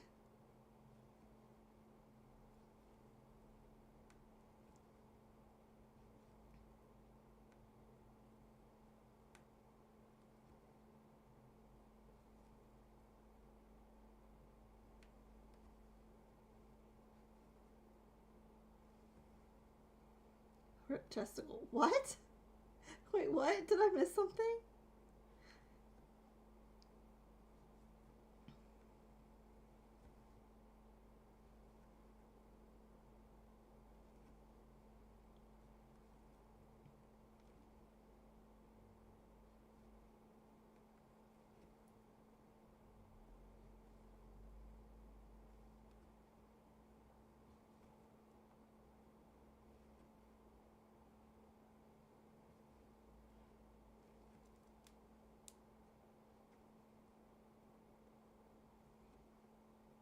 I just lost my spot. There we are.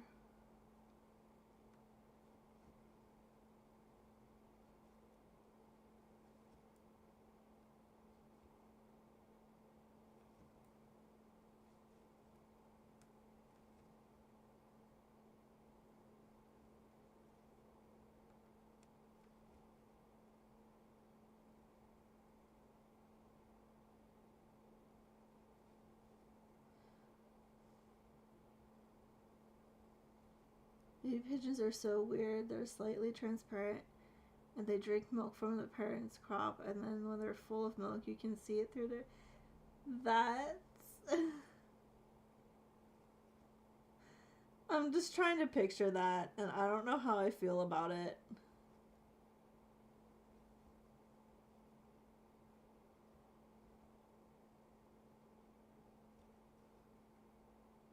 horrific yet adorable. I think that's what I'm coming up with.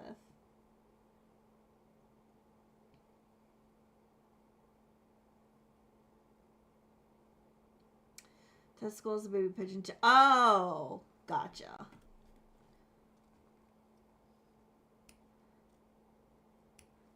I love pigeons. They do get such a bad rap, and I mean, obviously, I love crows more because that's me. But they do. They get such a bad rap, and they're beautiful.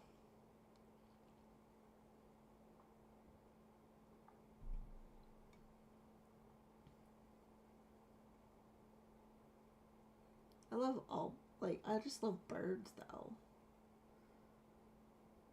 I have a thing for birds. Probably because going back to my paleontology era, they're little dinosaurs. And how can you not love little dinosaurs?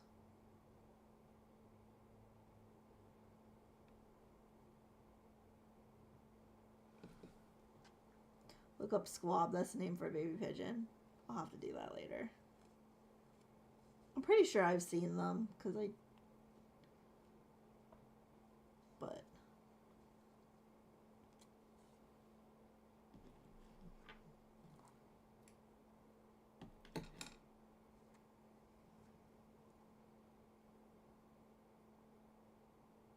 listen, I want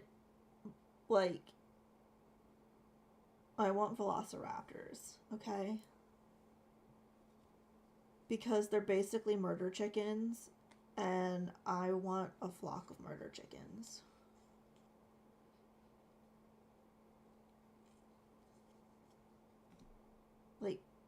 It needs to happen. We need to figure this out.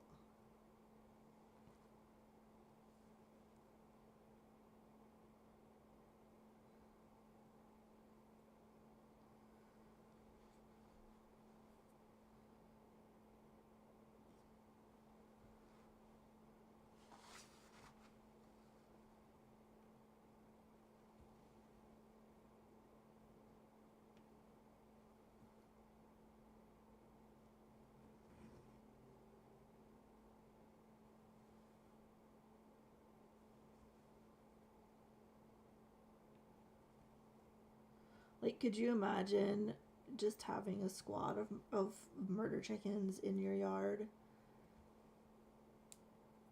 And having someone come and try to I don't know, rob your house, or all the warning dog signs or whatever. It's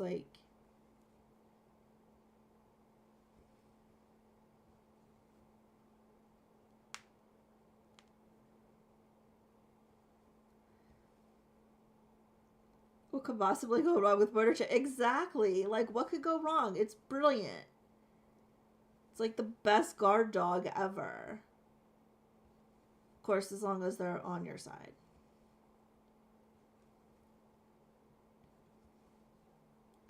No one would come near my house in the zombie apocalypse. Just saying.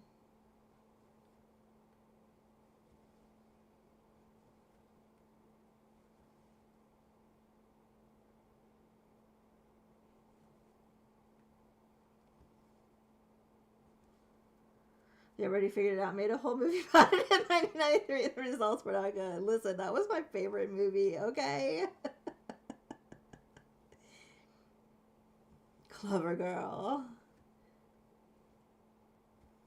Must go faster. Must go faster.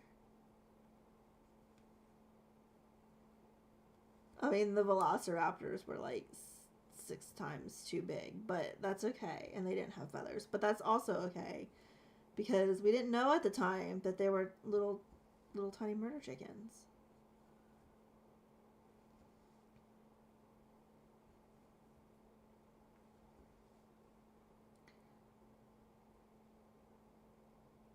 As someone who's been aggressively chased by a turkey, they're close. Oh, turkeys are vicious, man. Swans are vicious as well. we had two swans at our college. Dar and I went to the same university. And I don't remember the other one's name. There were two of them. One was black and one was white. And Bob was the black one. And everyone knew Bob because Bob was a little terror. And he would, I say little, you know, he was a swan, so he wasn't little. But he was vicious. He was a terror. He would chase after students and, like, attack the security people, whatever they were called, and, like, yeah, he was everyone knew Bob. I don't even remember the other one's name. Margaret? No, that doesn't sound right.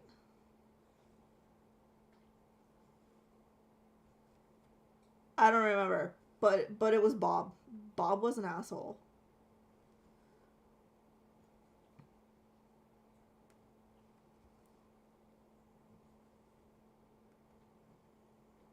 And, like, for no reason. Like, he was just an asshole because he wanted to be, which, quite frankly, you know, I mean, that's the way to do it. Beware of the tiny print velocity raptors.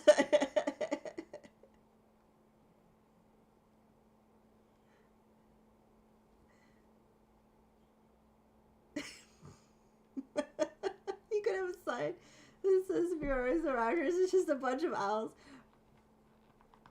Because an owl expert would be classified as a raptor, right? We do have hawks and falcons. We have a lot of them, actually. Because, you know, the whole mountain thing.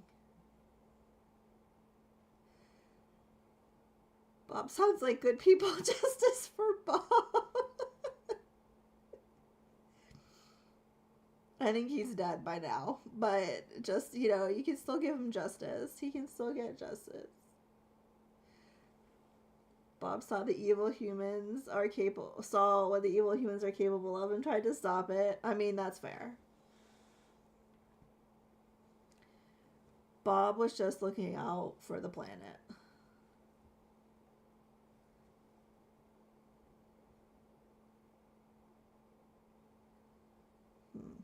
Wait, nope. That doesn't go there. It goes here.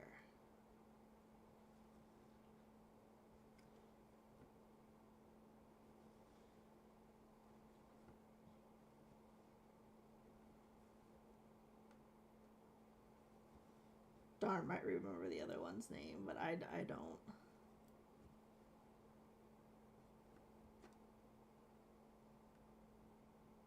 She was cool, though. She was fine. It was just Bob.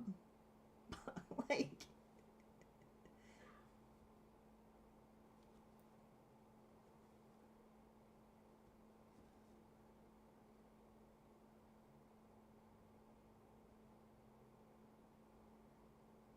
I just lost my spot again. There we are. Okay.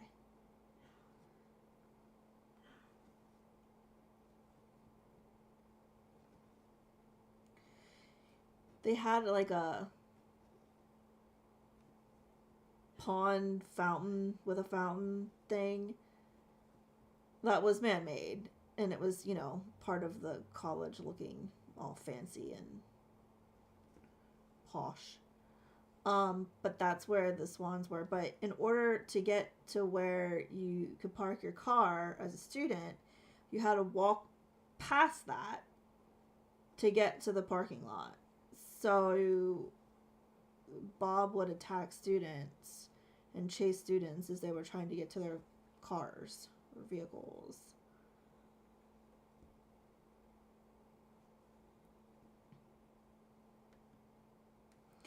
We should just aspire to be Bob. We should all aspire to be Bob. It's almost with parade season. We were talking about that earlier.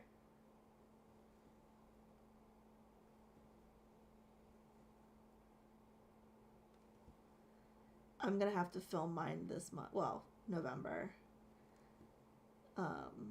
because I'm not going to be able to film them in December.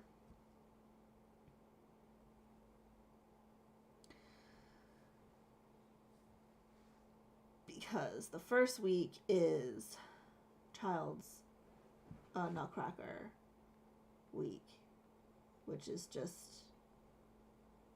there's nothing else that you do other than Nutcracker.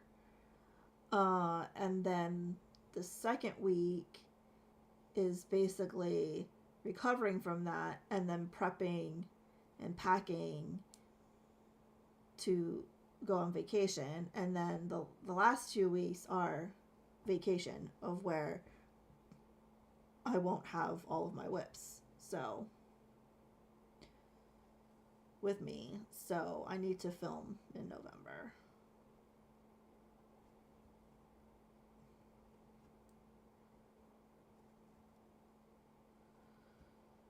Whether they go up in November or I schedule them to go live in December, I don't know. Probably the latter.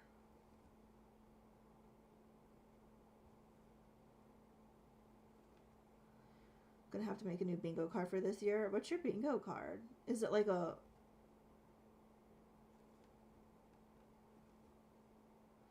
I don't know. I have no idea. I need information.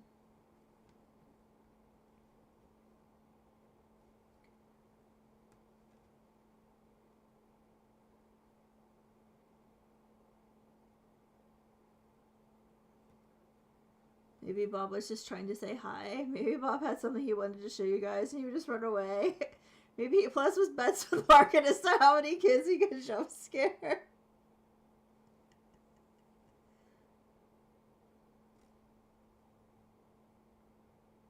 Who knows Bob's motivations?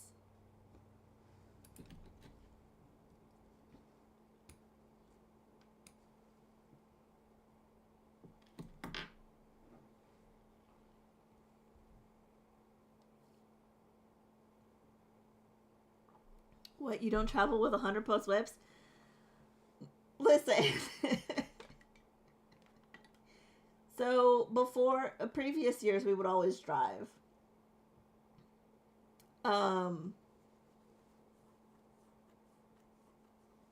For multiple reasons, COVID being one, and not wanting to fly, even when things had opened back up again.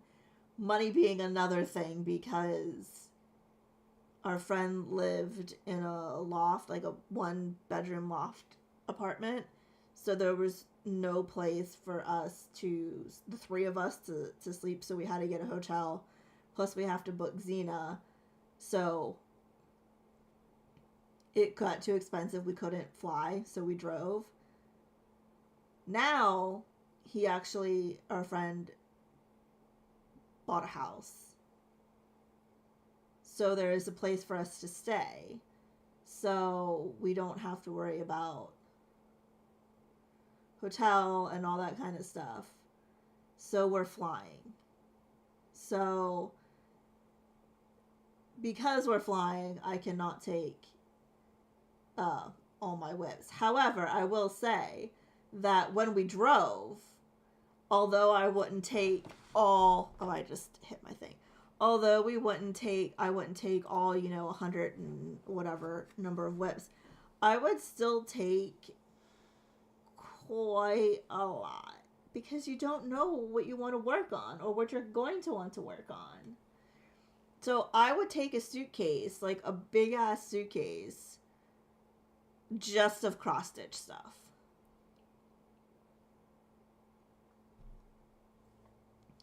I can't do that now. And it makes me sad. Because I don't know what I'm going to take. Because I can't plan.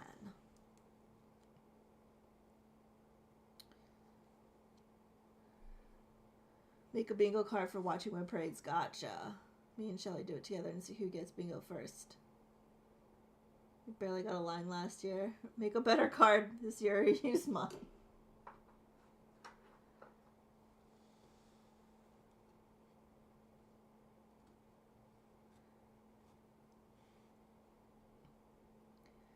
I just didn't get a full card. Ah.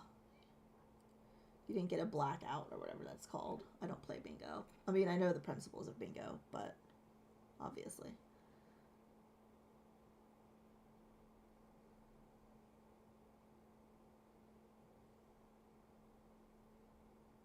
Tori's currently on holiday, and so it's 6 yarns with her and already has nothing to work. Yeah, see, exactly.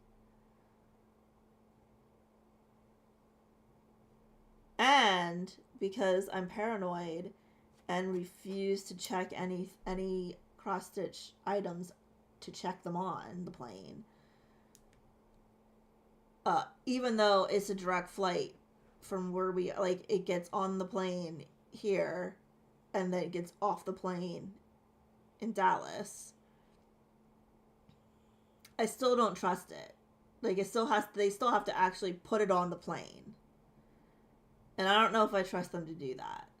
So every cross stitch thing that I'm taking is going on my carry-on, so I'm also limited by that.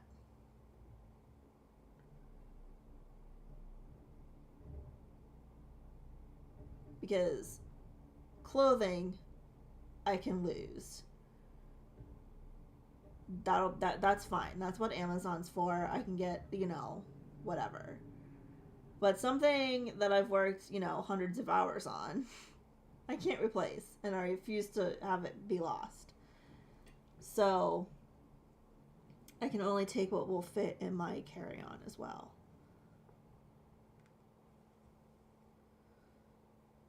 So it's stressful. It's stressful because, what if I choose the wrong things? And then I don't have anything I want to work on. Like, ugh.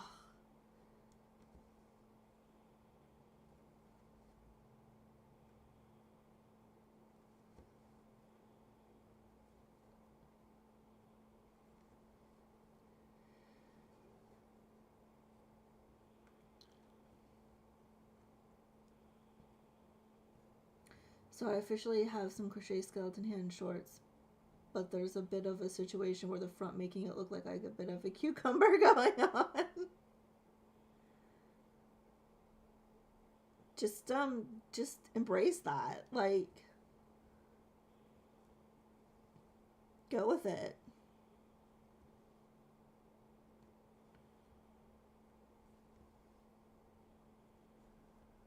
Just fill it out with a double mustard. See, exactly. Just go with it. Run with it. Embrace the cucumber.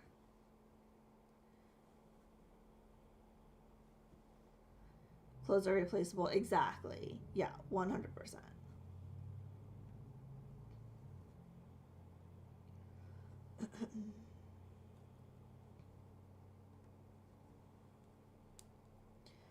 Meds and cross stitch. That's what's coming with me on the plane. Clothes are being checked.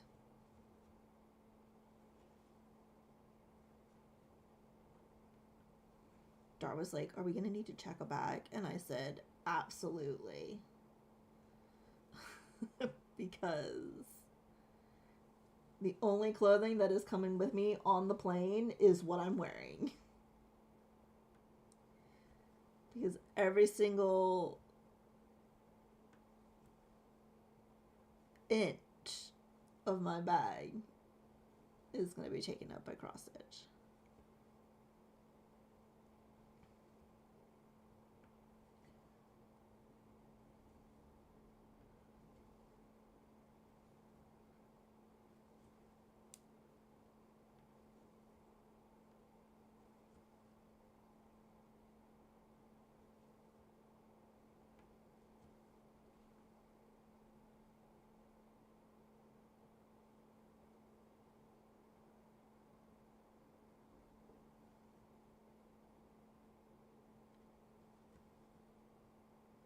Loki, turkey mode for me. Have a good rest stream. Absolutely, Sketch. Thanks for coming in. Appreciate you.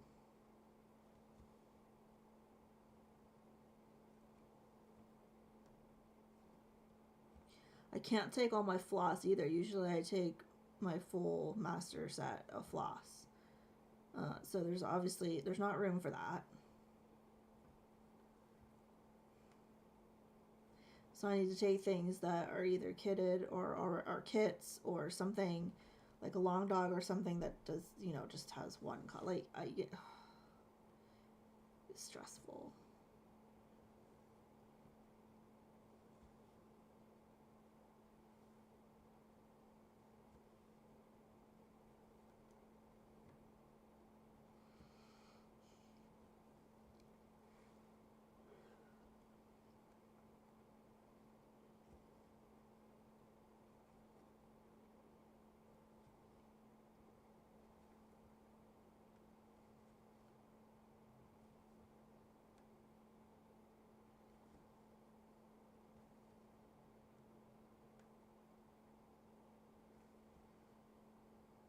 Wait.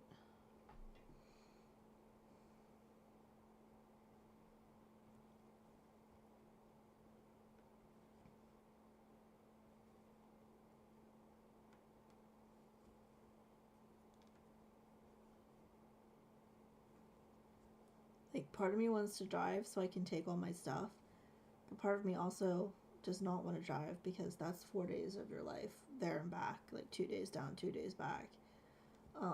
That is just wasted and spent in a car, and I'm not about that life.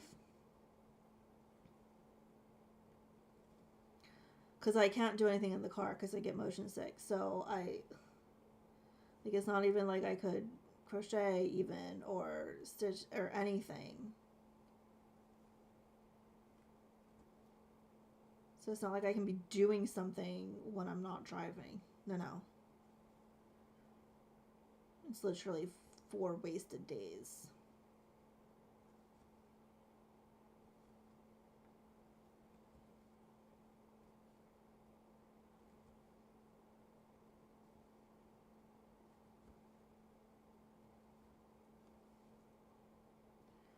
My mom used to be able to read in the car, and she never understood why I couldn't. And I was like, because I get sick? Like, I don't know what else to tell you.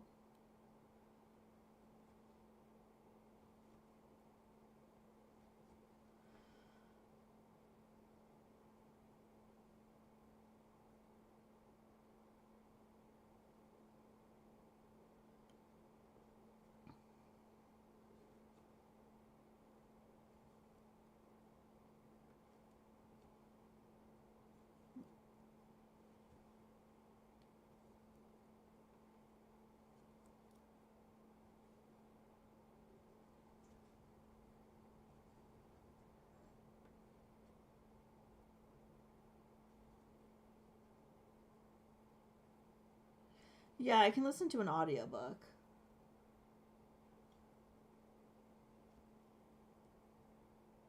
But I can't, like, you know, read. Like, actually, I can't do anything. Like, I can listen to anything. Like, I can listen to whatever. But, I can't even, like, watch a movie or something. Because that makes me sick in the car.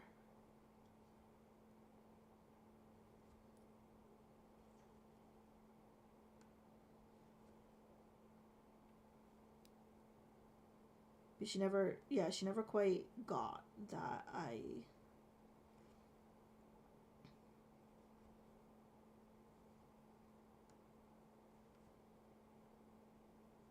couldn't do things. Because I was like, I get sick. Like, I don't know what else. It's pretty straightforward. Like, I don't know what to tell you. And then she would kind of sort of rub it in a little bit. Like, oh, I got all of this read, or this many chapters read, or this many. And I'm like, that's nice. I sat and stared out the window and read roads, looked at road signs or whatever, or looked at the trees in the mountains, because usually it was when we went up home, which is where my family's from, up in the coal region. So it'd be a lot of, like, driving in the mountains. So I'd look at the trees and I'd, you know.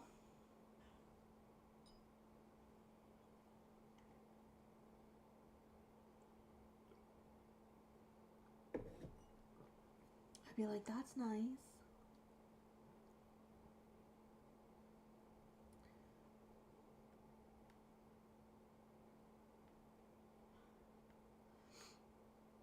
Oh my god, really?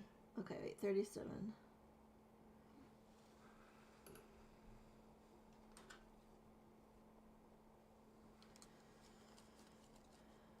Watch the birds, yeah. I used to, when I was a child, I used to, what color am I looking for? Like I said, it was a lot of mountain, like, usually it'd be mountains, a lot of wooded areas, and I would just pretend I was in the woods, like, and make up stories and, you know.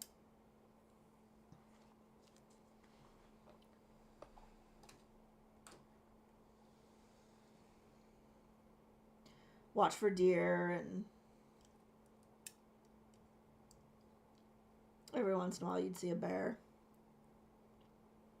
Usually don't come, they usually wouldn't come that close to the road though, like the deer would.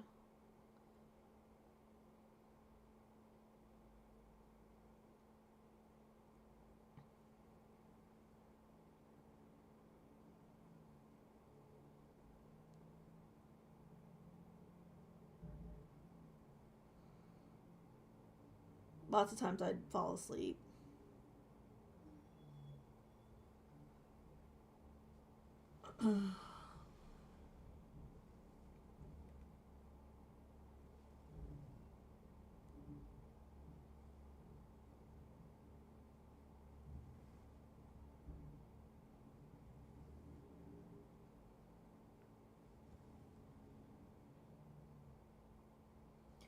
Like, you know, I'd keep myself entertained as a child.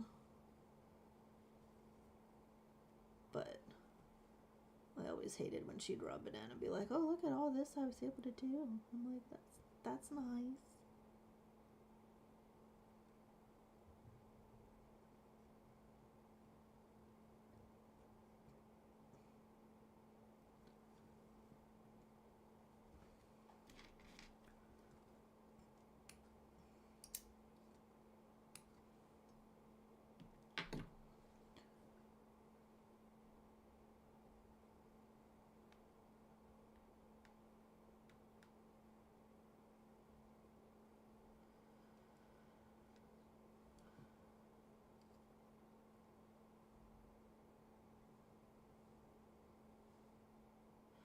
I'm not going to go into details, but I had some revelations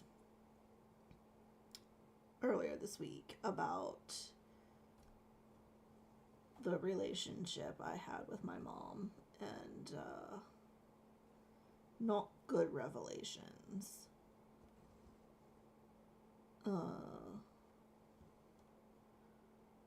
That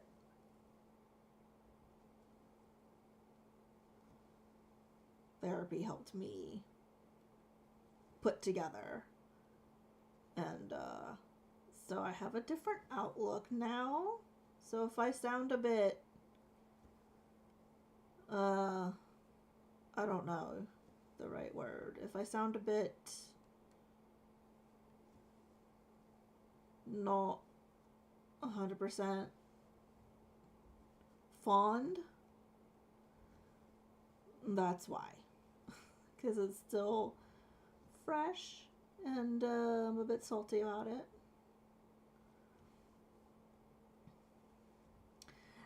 You got this, Jen. 0.05%. You can do this. Right? You're getting it to 48, right? Did I just completely make that up? Please tell me I didn't.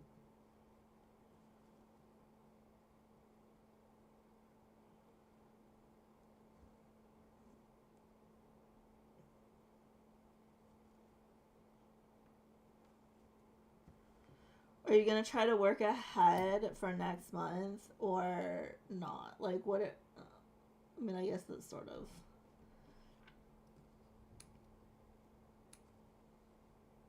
Or are you just gonna stop at the 48. Okay, I said it and then I was like, wait.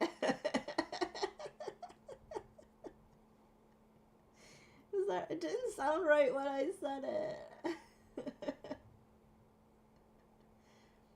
was like, please tell me I didn't just completely make that up. One stitch. Seriously? Man.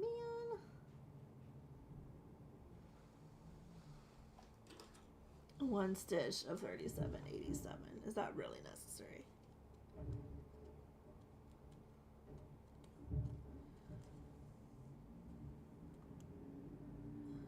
You're gonna stop. You got other projects you need to get worked on before Sunday. Yeah, that's what I figured, but I mean, I didn't know that maybe if you're on a roll. Can't get rid of those. There we go. I mean, no spoilers, but how are you doing with all of your catch up generally?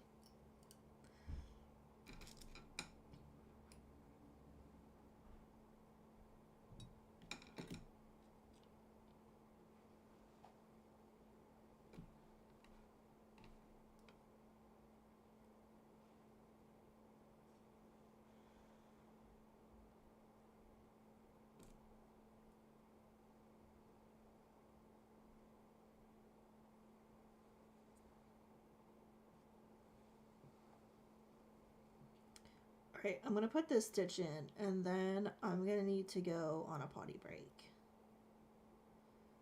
and refill my coffee.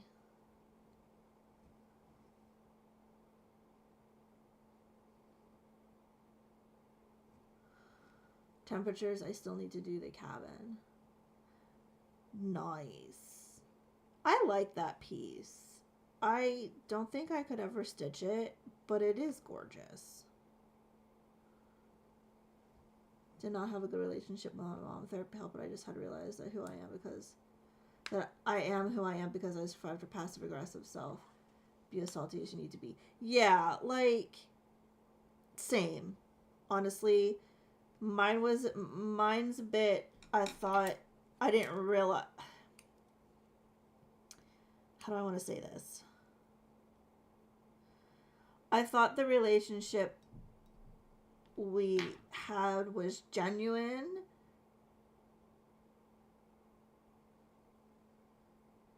Because that's sort of what I was manipulated to believe. And you know, made to believe.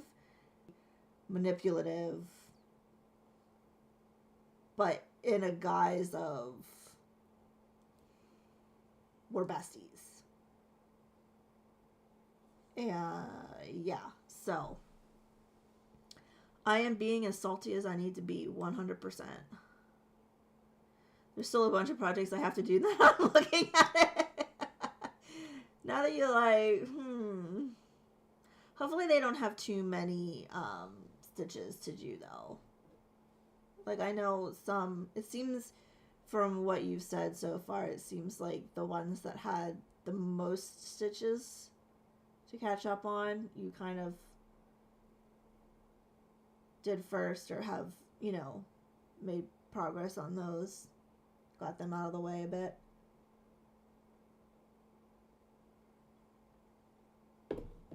Okay, I need to take a potty break. So I'm going to go to the BRB screen so you aren't just staring at nothing. And I'm going to mute so you don't hear weird extraneous noises. I'm going to run to the potty and refill my coffee and probably my water. And I will be back in a few minutes. Don't go anywhere. I mean, you can, but I'll be back.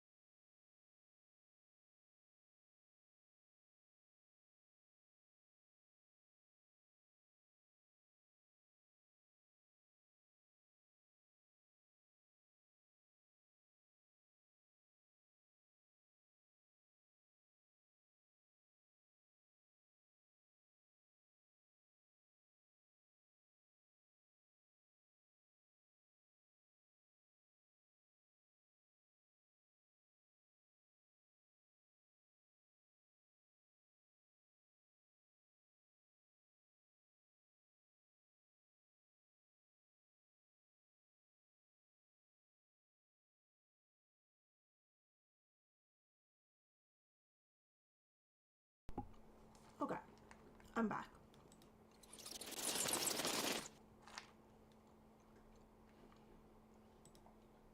I went to the potty. Refilled my coffee.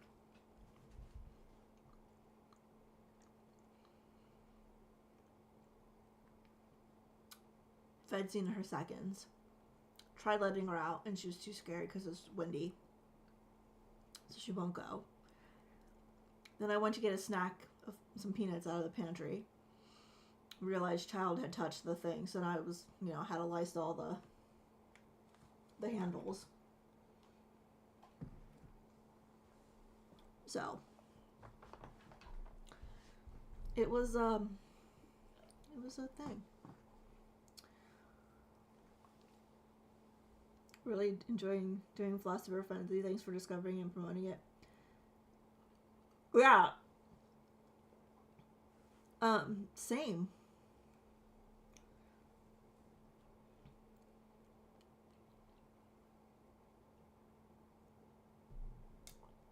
It's a great idea because I think the Alchemist Stitcher started it because she doesn't watch like the TV. She doesn't watch like the baking and the shows that a lot of the games are based off of, right? But it still is a way to make a game. I mean, obviously a lot of us watch a lot of FlossTube, so it's a great idea, and you can really make it whatever you want, which I think is also what's fun about it. Someone in my comments, I don't remember who it was, but someone commented in my plans video that they're gonna try FlossTuber Frenzy, but do like so many stitches. I'm trying to remember now.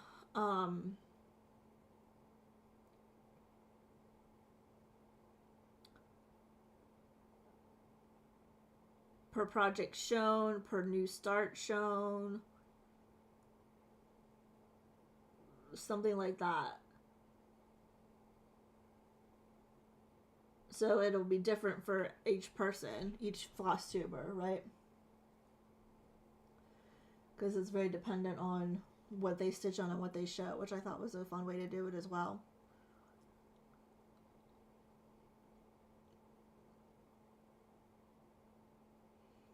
Oh, and thanks for the shout out. I'm fickle. Oh, you're fickle. Okay.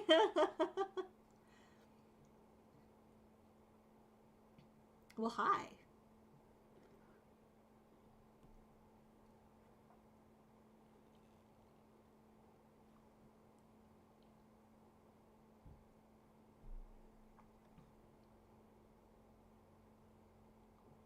Just amazing how you're able to keep all the different games and projects straight that you've committed to your organization to speak. Yeah,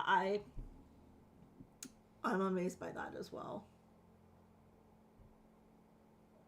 Lots of boards and notebooks. Yeah, I didn't know that you were fickle. Was that you that commented on my plan? The 50 per start, finish, and 25 per whip.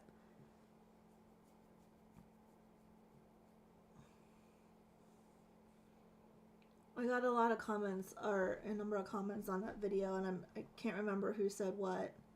Okay, yeah, that's what the one I was thinking. That's what I was thinking of then.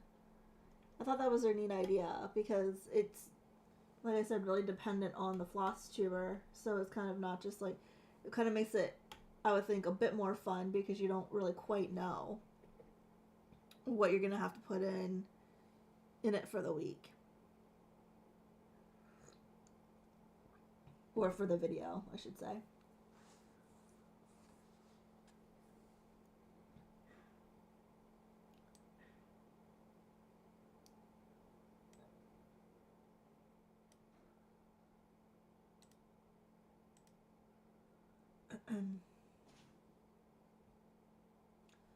Yeah, I think I'm going to keep mine at lives versus pre-recorded videos. But I'm going to have to lower it down. Lower the stitch counts.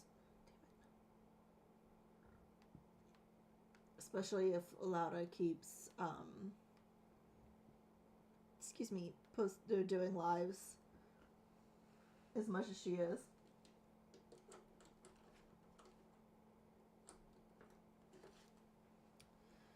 Because I can't keep up with that. Well, I mean, I can, but then that's all I'm working on. 200 stitches per live.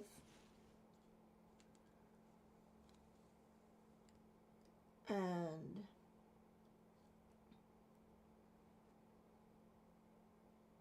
I think she's done 5 this week.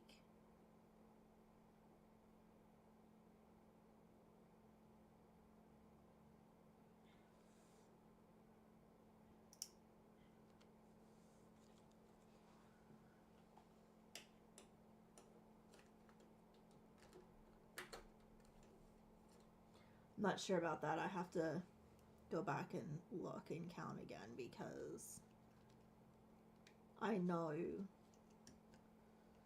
that some I did, some I didn't do, and I can't remember.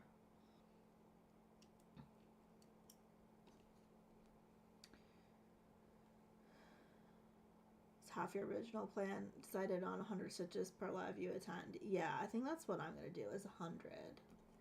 And then I think I'm going to drop... See, I don't know. No.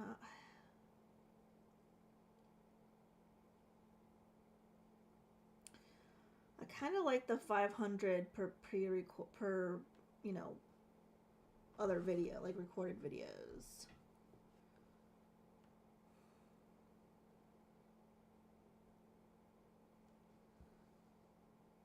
I think it's really just the lives that are killing me. So I think I might keep the 500 and then drop the lives down to 100 and then see how I like that.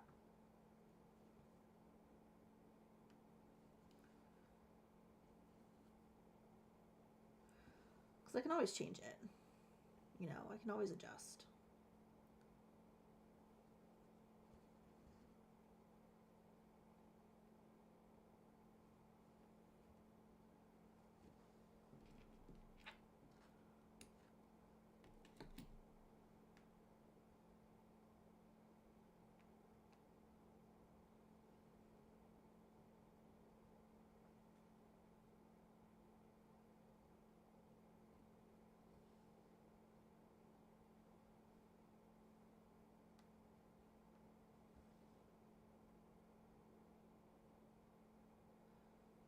Really depends on how many you're following. Not all of us choose 21.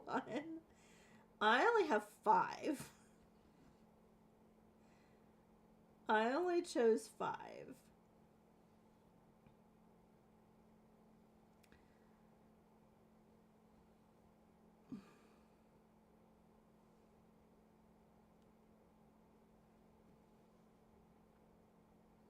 Like I said, I think it's really the number of lives that Laura's been doing lately that's kind of killing me.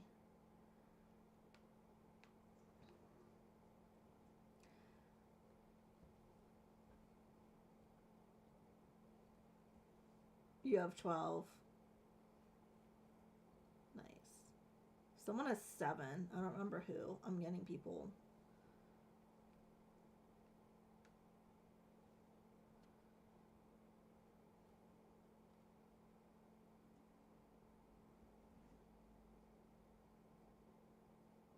Kind of mixed up.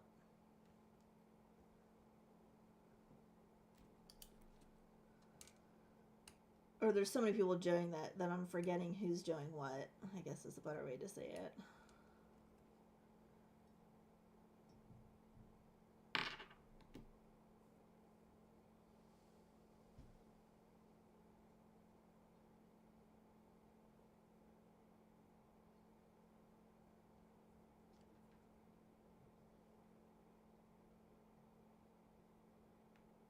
Oops. Okay.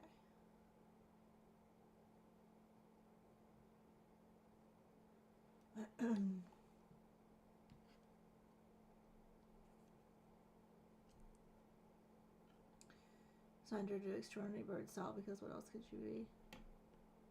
Wait, who, did I miss who you're assigned?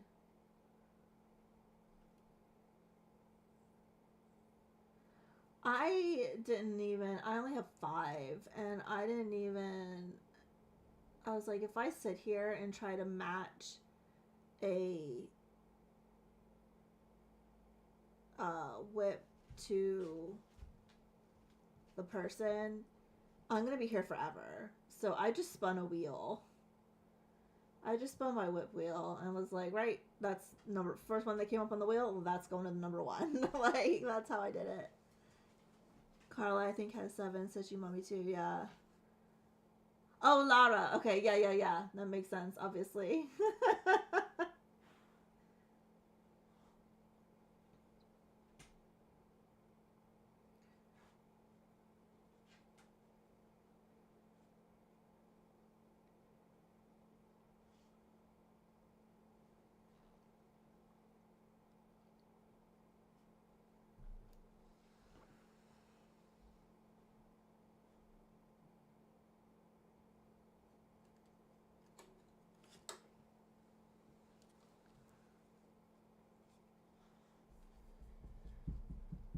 Oh wait, that's Xena scratching. Let me mute.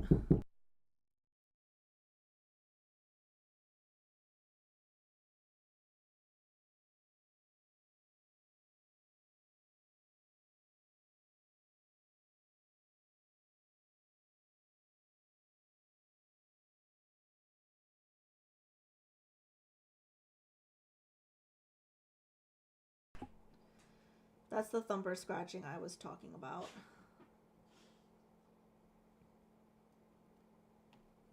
In some video. My plans video, maybe? I don't remember.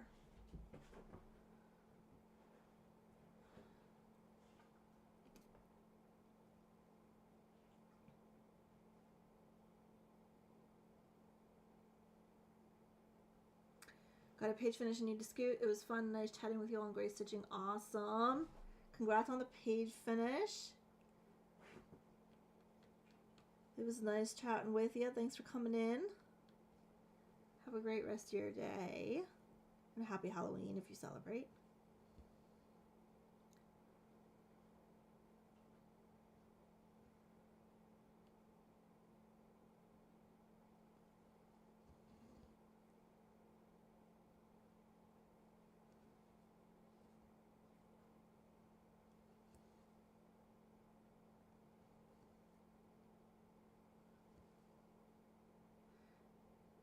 Blessed be. Absolutely. Blessed Samhain, my friend.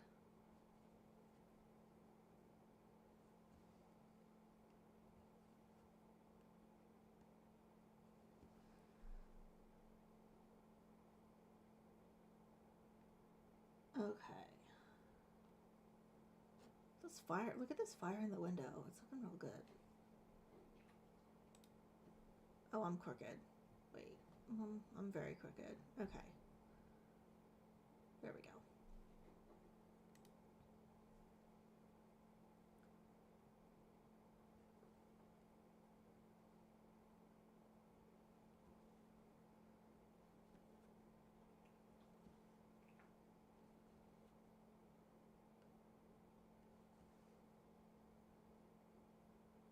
I want to start that witch now. I want to start that pinup witch. And if I had thought ahead and prepped fabric for it, I would switch to it right now and start it. But I did not. And I don't have fabric measured and cut and zigzagged.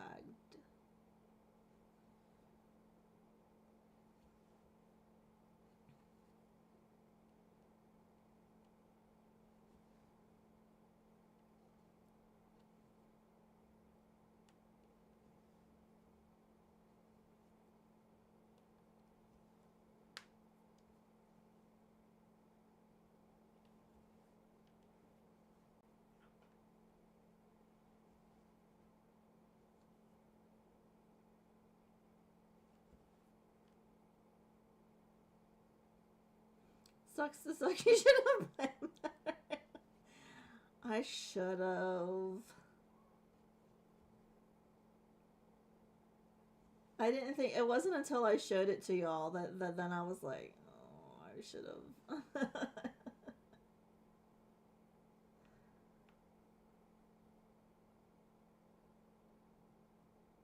Why are you not marking off? I'm very confused right now.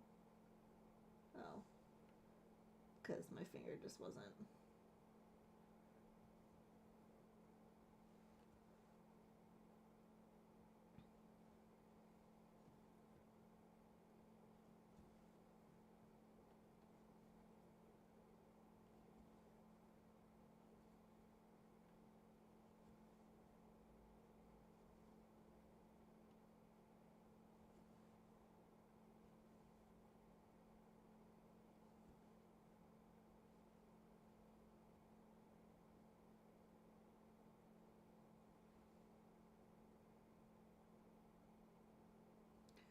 What did I do wrong here? I didn't do anything wrong. I'm just looking at the wrong line. That's always fun.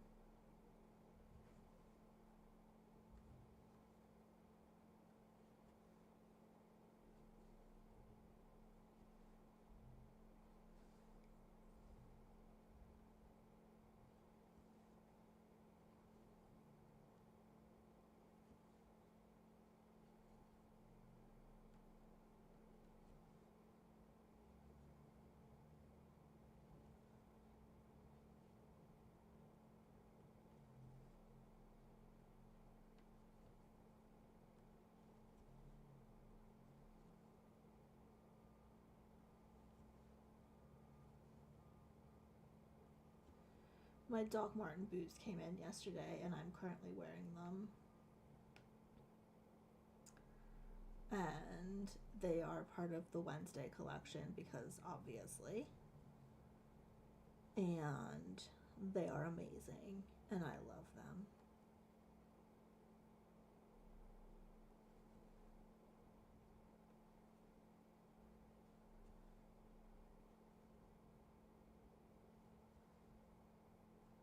I needed some boots, and it just so happened that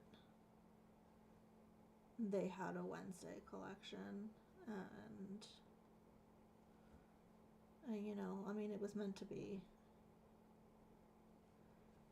I was thinking moving to the other side to the dreaded palm tree next year. Ooh.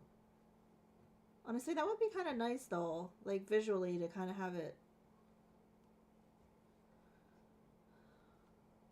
work. I think you still have a lot of parked threads over there, right? Or am I thinking of a different? Like to work those in and then kind of sort of meet up in the middle a bit.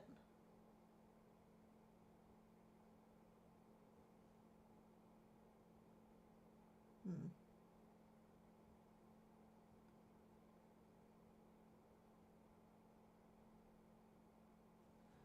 Oh my god, I'm looking at the wrong line again. I need to stop doing that.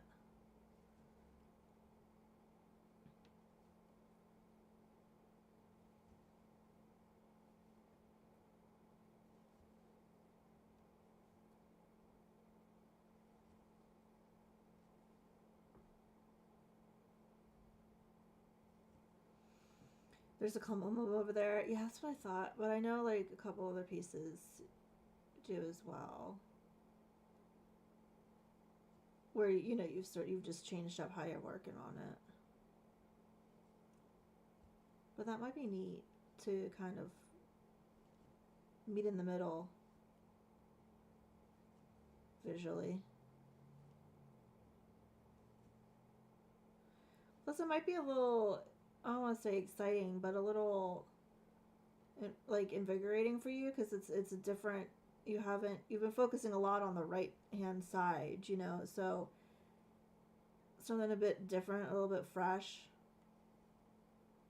even though it's the same piece, might feel a little bit more exciting to work on for a little bit. I mean, you can always switch back too. Like you can go wherever, which is the great thing about how you've done that is that if you're getting sick of an area, you can easily just go to a different different place and easy peasy, you know. I want to end with the sky for the final year. Not as bad with confetti as flowers, so it'll be easier to do. Yeah, that makes sense. It's like an extremely entirely different whip on that side. Yeah, see, exactly. That's what I'm saying. Like, excuse me, it might feel a little bit just fresh to go over there for a little bit, and then if you want to go back, you can go back. You can go wherever.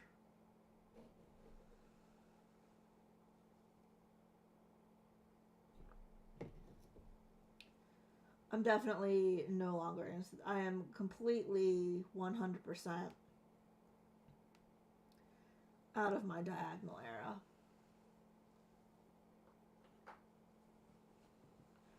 We had a good run, but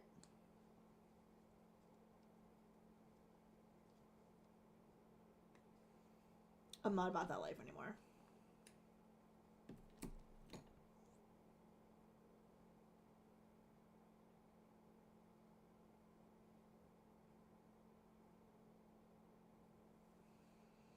I might be, you know, eating that statement later, but for right now, I'm not about that life. Rip 2 diagonal. Oh, yes, I forgot about the 2 diagonal.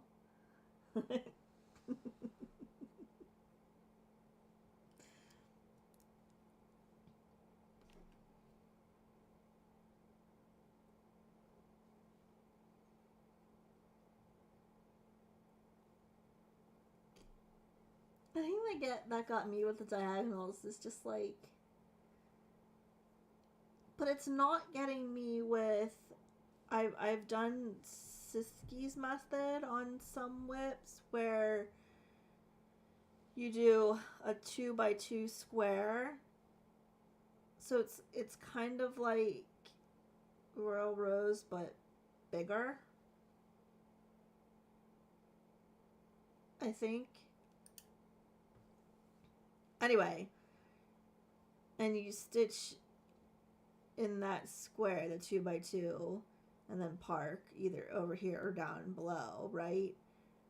Or whatever direction you're going, right? You park either to the side or below. And then when this 200 stitches are filled in, you then go to this 4x4 block, and etc., etc. And I don't get that with that. I don't get this feeling with that because I really don't know why, honestly. Because it's essentially the same thing as far as stitching and then parking in the next thing. But with the diagonals, I got so like, you know, let's say I'm stitching in this diagonal, right? And there's these stitches here, and but then I had to park it here, and I'm like, well, why can't I just stitch that? And then subsequently, why can't I just stitch this? Or like, but I don't get it. I don't get that same feeling with, maybe because it feels like a bigger area because it's a block instead of because I would only do 20 stitch wide diagonals, but this is 400 stitches, so maybe that's why. I don't know. I can't explain it, but all I know is that I'm out of my diagonal phase.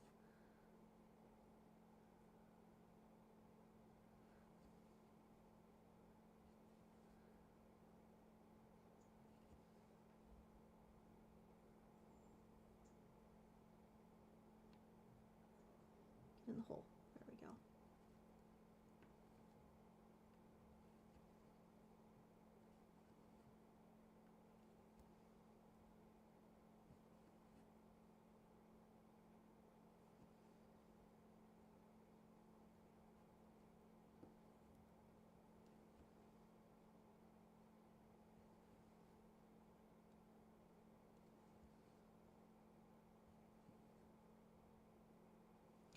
But then I'm also digging what I'm doing on this one, which is kind of, I started from the top left and just kind of picked colors and worked those colors in.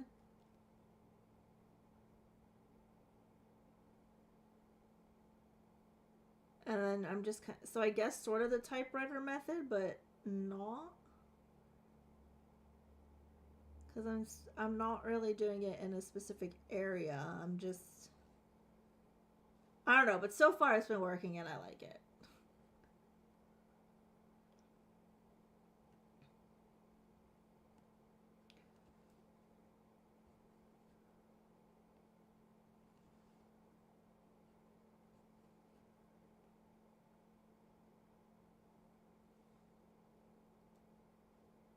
That doesn't go there, but it goes there now. Because I was looking at the wrong line again.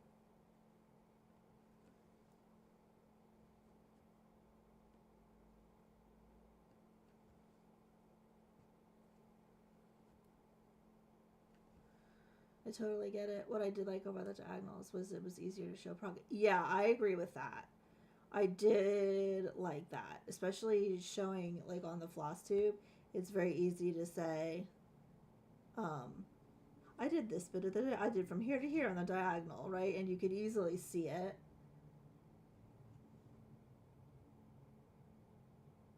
Wait, what am I? Something's not right, and I don't know what it is.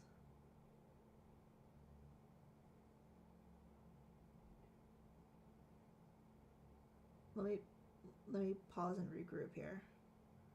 Okay, that's that. This needs to be in here.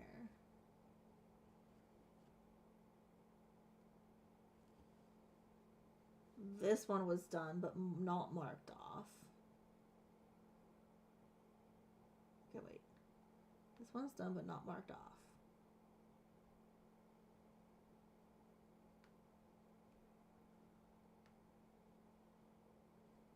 Then I have to do 2 here. If this is screwing anyone else up, I apologize. But I gotta figure out my life here. Oh, no, okay, I'm good. Got it.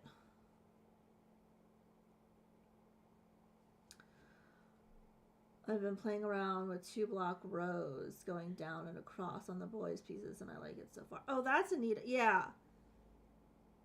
I didn't realize you were kind of that, like I saw that, so in the Bathyscape, I can see that that's what was happening, but I didn't know that that's like sort of what the plan was for right now, like intentionally. I thought that was just sort of how it was stitching up, as opposed to that's what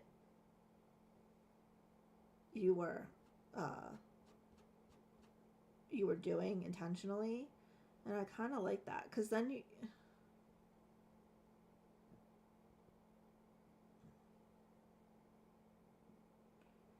would you go like for an area? So let's say, okay, this is what's in my hoop, right? And I know you stitch in hand, so it's a bit different, but like, would you do the two block rows like across a certain area, and then go to the next 2 block rows and do those in that same area and like fill it in that way?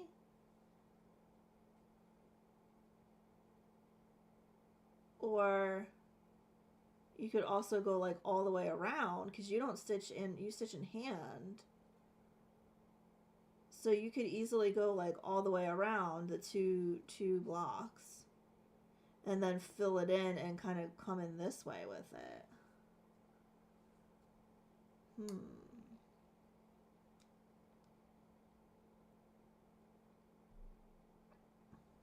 I have questions.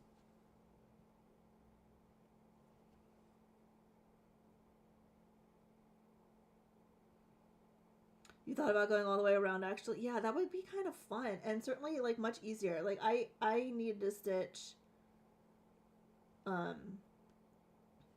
I need to stitch in a hoop or a Q-snap or something. Um, and I would get annoyed having to move the hoop. Though, when you think about it, one stitching session isn't going to get me the two all the way around within the hoop, right? So I wouldn't be taking it off and moving it more than I would be stitching it normally.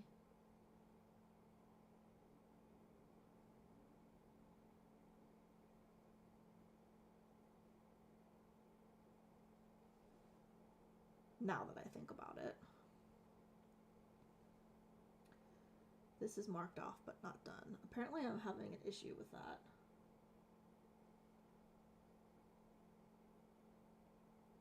Oops.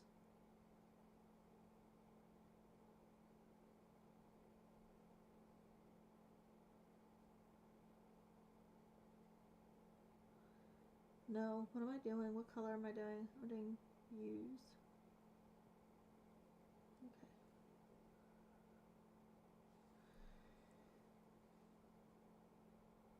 What I would do, the thread works in the middle, I could, if the thread works into the middle, I would go ahead and do, right, yeah. So like this would be the 2 line, but like if you want to finish out the thread, come down here, right? So that it wouldn't have a stark line. Yeah, I get it.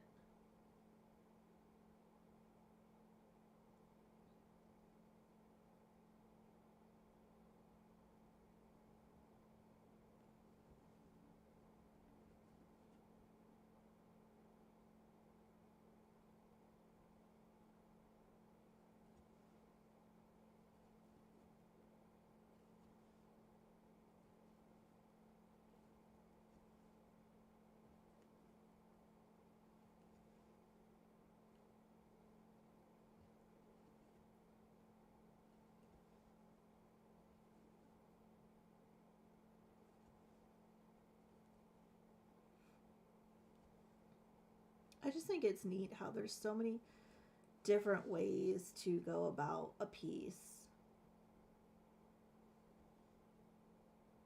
And people always come up with different ways, and it's just so neat.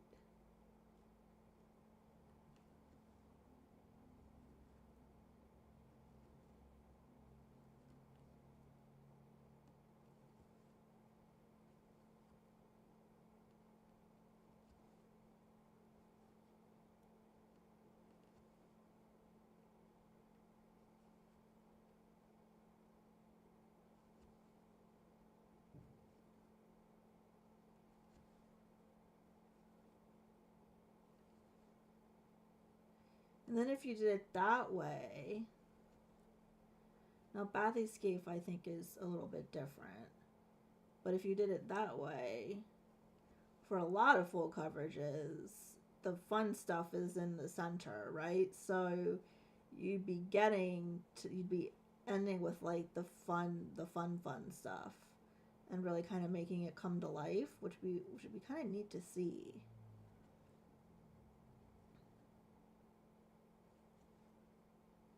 Because obviously we're all going to finish all of our pieces in our lifetimes. 100%, no question.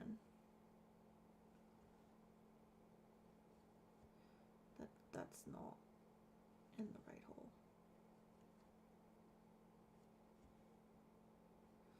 And I always love like brainstorming sessions like this, you know?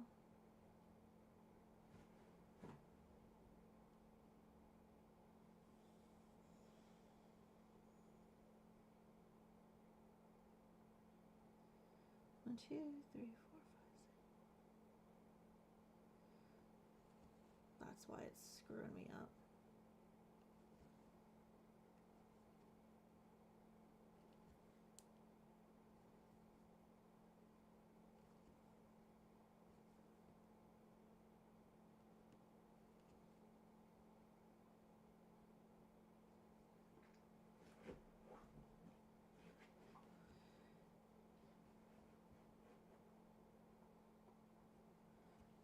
Now we're right. Yes, you're gonna finish all 60 BAPs plus the ones I start. Oh yeah, absolutely. Like we all stitch at 5 times speed, don't we? Right? I mean, who doesn't?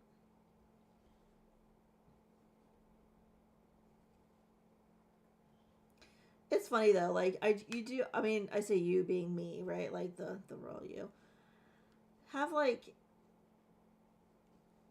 realistically know that no, I'm not gonna stitch and finish. I'm not gonna finish everything I have. Like that is just impossible. And realistically, I know that. However, there's still a part of me that's like, but when I finish this, and when I finish this, and when I finish this, and when I finish this, like, this is gonna go here, and this is gonna go in this room, and this is gonna go, like, I still have plans for everything, even though realistically I know that that is impossible.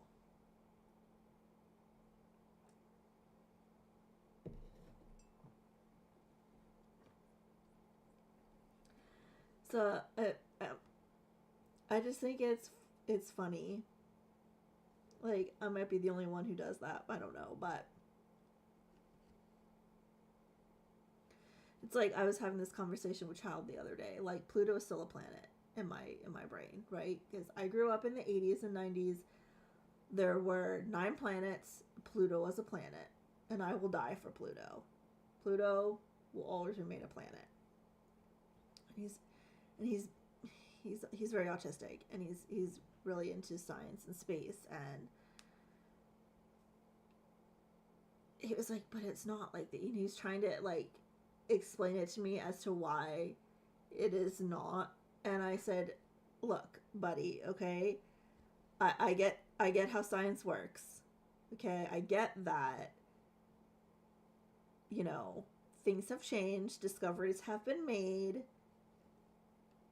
definitions have changed, and I get that, yes, technically, as of right now, Pluto is not a planet. However, I'm salty about it, and it's a planet, okay? Like, he's like, okay. Just so you understand, it's actually, I was like, no, I know, actually, it is not. However, it's a planet, okay? Like, I will die on that hill. Pluto is most definitely a planet, yes.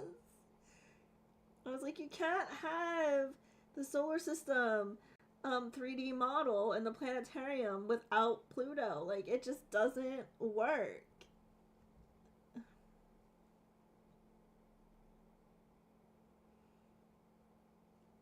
In Sailor Moon, it's in Sailor Moon, it's canon now. Pluto is a planet, see?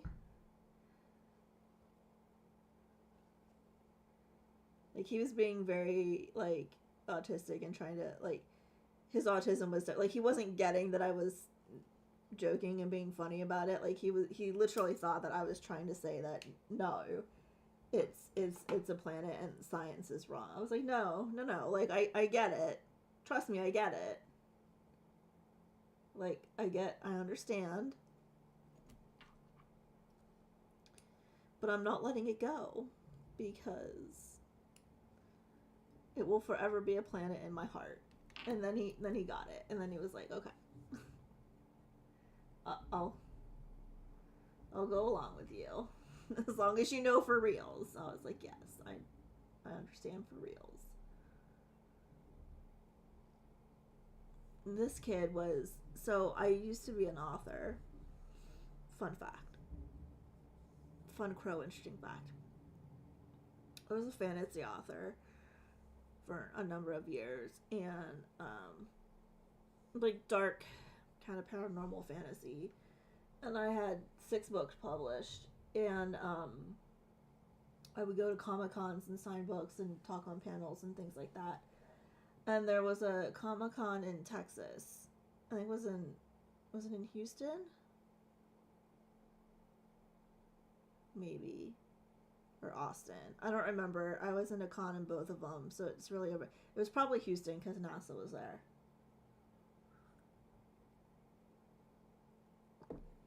And they had an astrophysicist.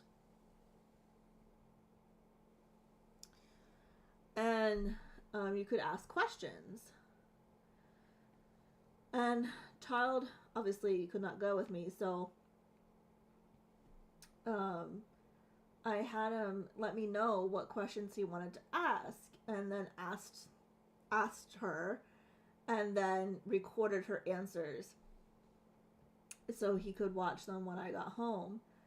And let me tell you, I don't remember the the questions, nor did I understand the questions, okay? Because I mean, this coming from someone who is Pluto is still a planet, right? And he was, I want to say, like 7 years old, okay? And the questions he asked completely stumped her. She had no idea how to answer the questions. Um, and like couldn't believe that they were coming from a 7-year old. The one question in particular about dark holes, again, I don't know. She was sort of able to answer his other questions, but the one about the dark holes, dark the black holes, God, the black holes, um,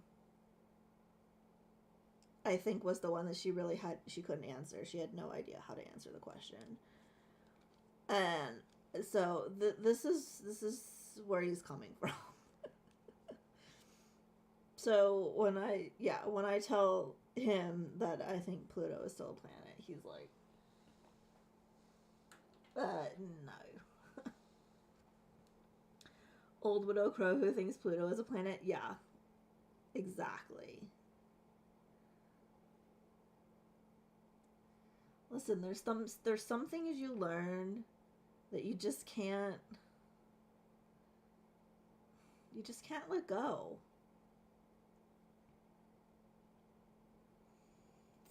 Long live Pluto. I think it's because I'm calling it he. Like, it was always my favorite planet. Okay, it was just a small, like, dinky little planet that no one really talked about. Like, everyone talked about Mars, you know. Everyone, like, they all had their things, and then there was just Pluto, and he was just kind of there, like, off to the side, and was often overlooked, and he was my favorite, and I can't let it go.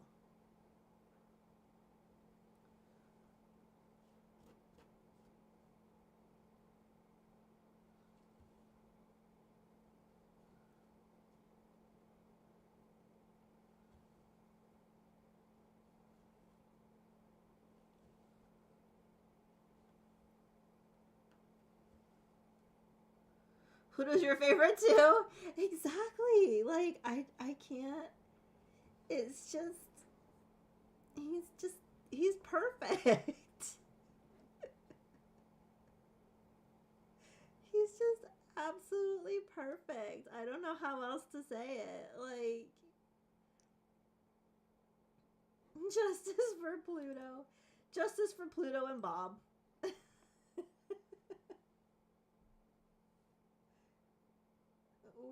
We've got two hashtags. Hashtag justice for Pluto and Bob.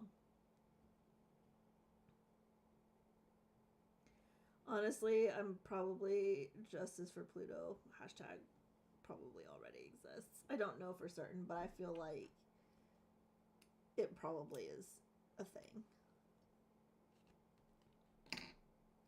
There's too many of us from the 80s that won't accept anything else for it not to be a thing.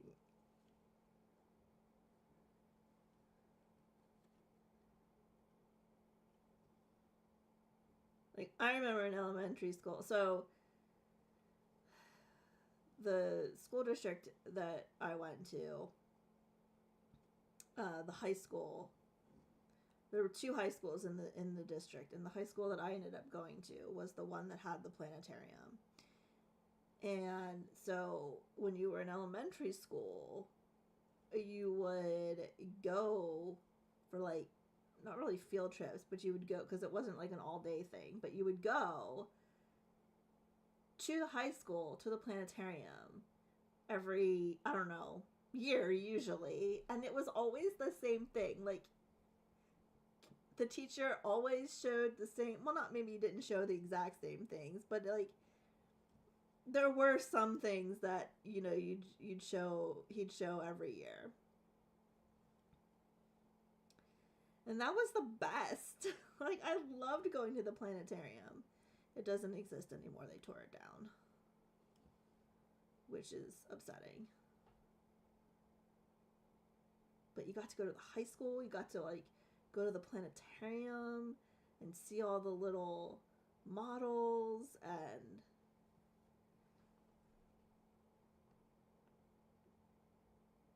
the constellations. Like, they'd at the end, and then you'd like lean back in your seats and you'd look up at the dome and all the constellation. Oh, it was great.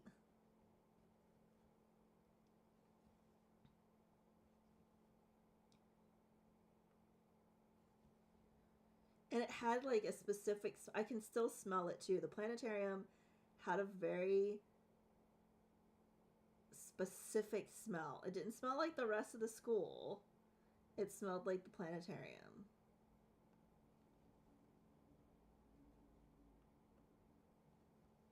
And you'd walk in and immediately you were hit with the planetarium smell, and it was just, it was glorious. I loved it.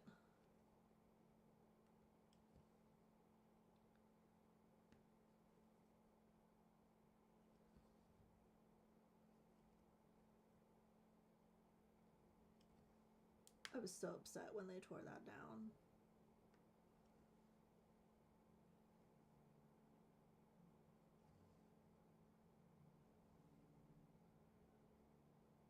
And now that building isn't even the high school, it's a middle school.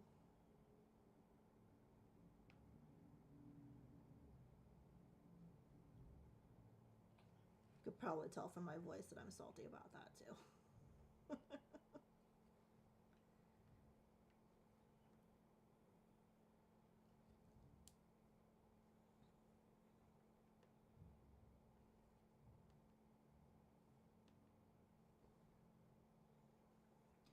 I mean, to be fair, the year after I graduated, the music, the theater, and the music hallway or whatever, which is where I lived, because that was my life at the time, was closed down and for asbestos. It wasn't demolished, but it was closed down. You couldn't go anywhere in the theater, uh, like the auditorium, the theater, or the anywhere in the music hallway, like the band room, the orchestra room, anywhere, because of asbestos.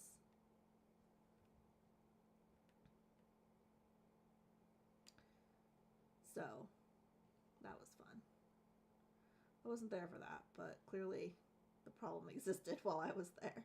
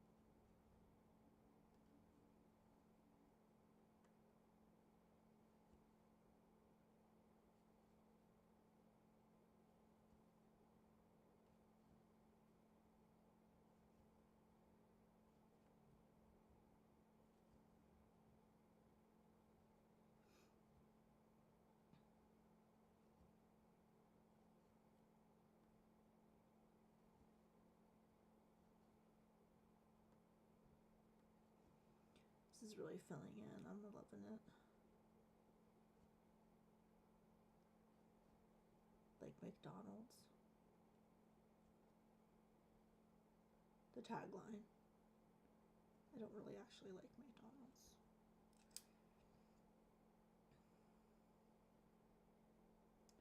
I used to love their Big Macs. But the last time I had a Big Mac, they were not the same.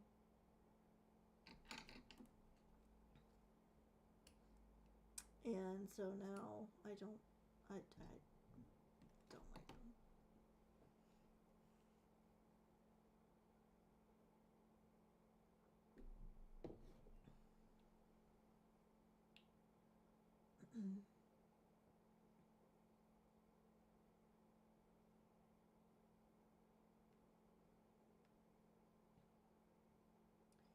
Is this the...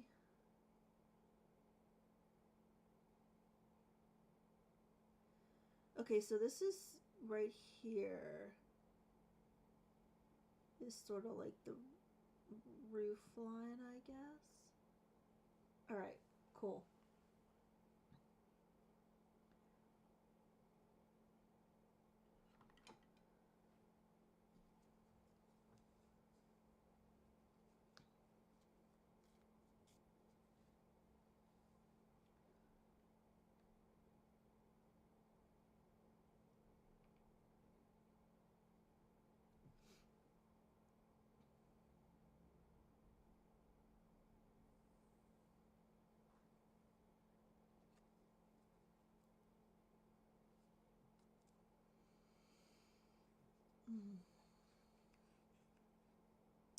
I'm torn because I hate cooking. But I want to cook our salad meal. So I'm like...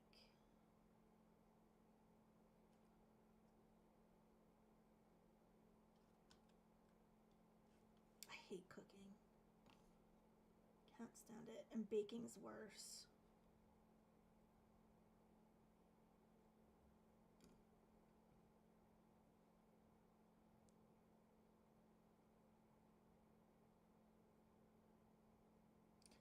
I think I figured out through my therapy, though, why I dislike both so much. And it has nothing to do with actually the act of cooking or baking. It has to do with the expectations surrounding it.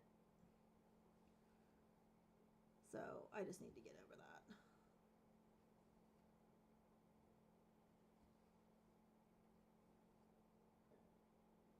Like, I was brought up in a very Catholic household. And, I mean, my aunt's a nun. One of my aunts is a nun, for Christ's sake. So, very Catholic household. Ukrainian on my mom's side. Irish on my dad's side. And very much the woman is the one who is expected to do the cooking for the man, and it must be ready. And like, so I associated, like, that's what I associate with it, is that's why, and not just because everyone needs to eat and like cooking needs to be done, and it doesn't, you know, I mean, Dar loves to cook, and he cooks a lot when he can. Sometimes with work it gets too busy and he can't. But that's definitely not the mindset in this household, is the, you know, must be done by the woman, etc. And so I need to just like kind of break it away from that association.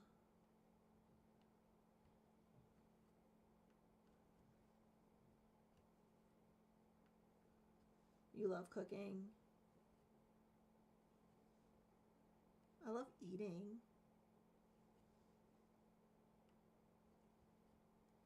But yeah, I need to break it away from that, because that's really I discovered in my wisdom as I age, that's why I don't like it, is because that's what I associate it with.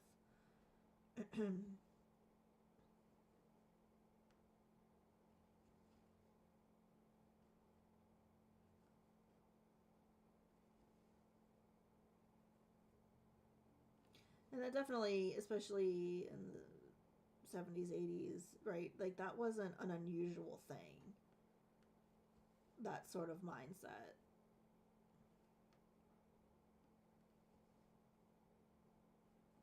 You know, so it definitely wasn't like to my family itself. It just is. That's how I interpreted it and associated it.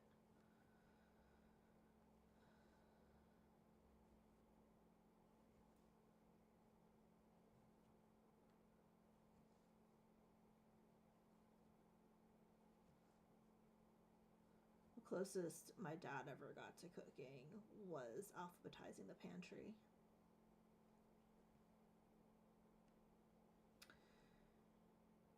Because he worked for the state revenue.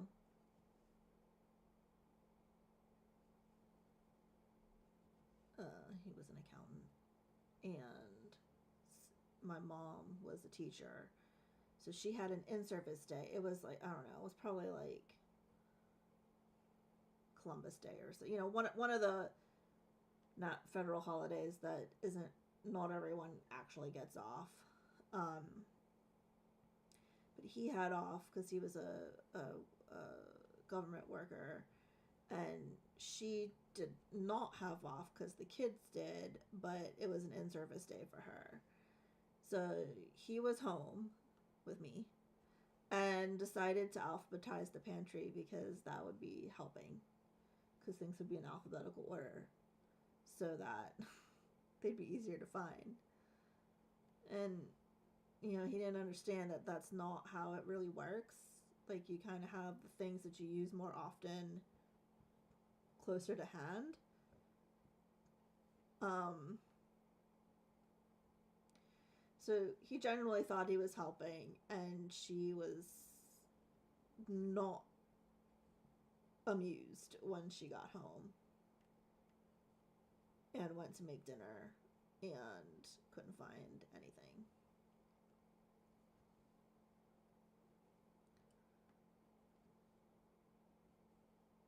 He was so proud of himself. I remember that. He was so proud of himself. And he didn't understand why she was so angry.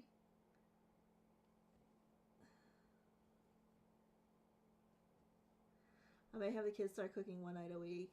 Lachlan enjoys it, but always wants to do expensive recipes. Child cooks all the time. He likes cooking. He doesn't cook for everyone. See, the other thing though is that like all three of us can't eat the same food. Like, I have a very restricted diet for my IBS. Dar has a different restricted diet for another health issue, and Child can basically eat whatever he wants. So like, it's not like we can really make one meal for everyone. Um, it's very complicated in our household. So Child will make himself lunch a lot, um, because he goes to cyber school, so he's here during the days. And so he'll make himself lunch, and then he'll usually make himself dinner because he'll be at ballet until 8, 8:30, 9 o'clock at night, every night, except for Tuesday. He doesn't have it on Tuesdays. Um, so he'll get home at like 9:30, and then make himself dinner. Um, but that boy can make anything into a taco. He loves tacos. Anything will become a taco. Like, we had Greek, like a Mediterranean night the other night, and there was Greek chicken, Greek rice, hummus, falafel, and he made it into a taco. Like, that child loves tacos.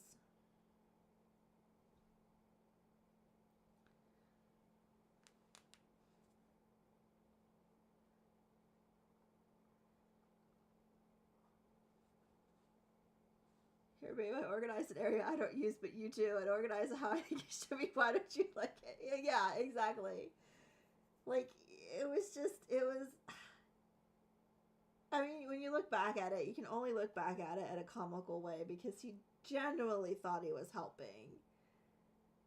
Like, I mean, that's the accountant, right? ABC 1 2 3. Like, that was definitely the accountant in him, and he did not understand, and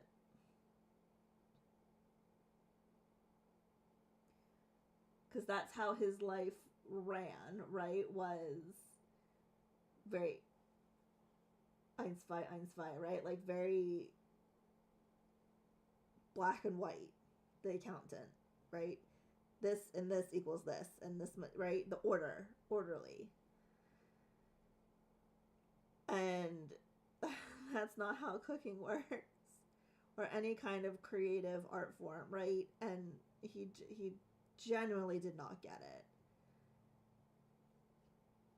And then she was obviously very pissed and told him if he ever did that again, he would be the one that cooks everything. And I don't think that's why he didn't ever do it again. I think he just didn't ever do it again because he saw how much it upset her. It was like, oh, I guess I shouldn't have done that.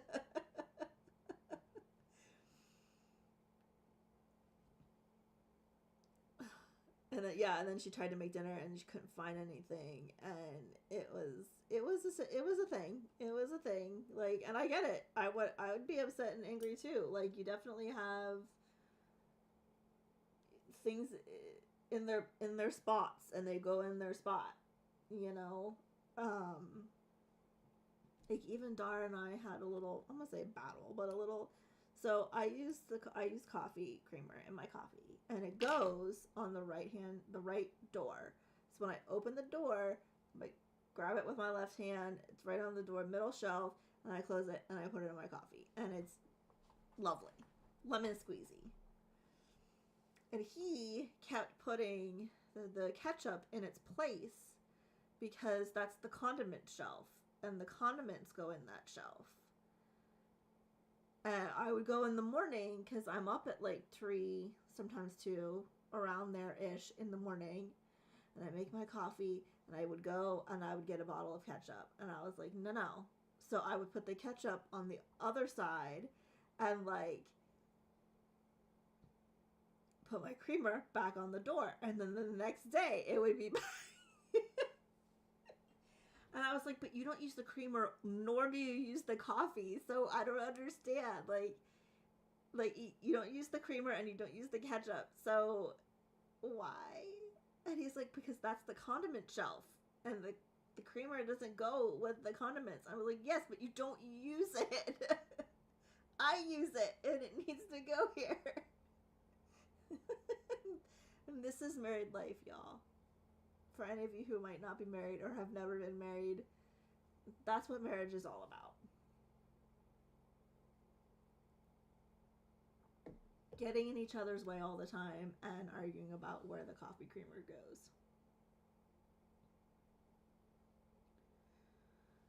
I would be pissed too. Like, if I want the spaghetti, I'm going to look in the pasta section, not buy the sweet potatoes. Yeah.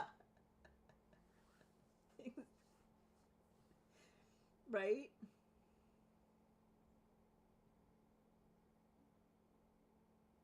Like, I don't know why he thought it was like that. I don't know if he thought, like,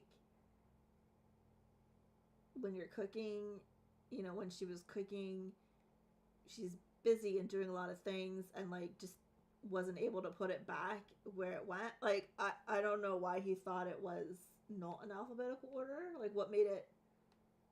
I don't know. It's just, it was a situation in our house.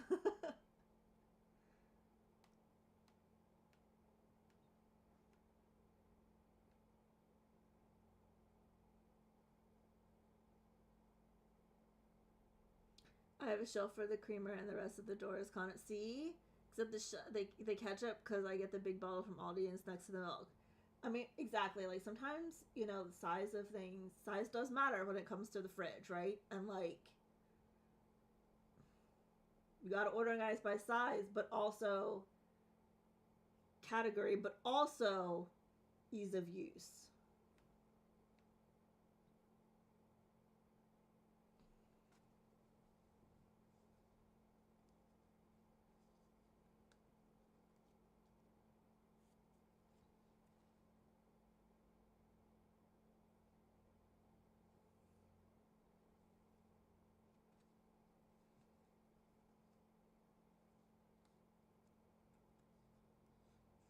I was like, you drink your coffee black, you don't use the creamer, and you don't use the ketchup because you can't because of the sugar in it for your diet. Like, you don't use either of these things. And I do. So let me put my coffee creamer with the rest of the condiments. Like,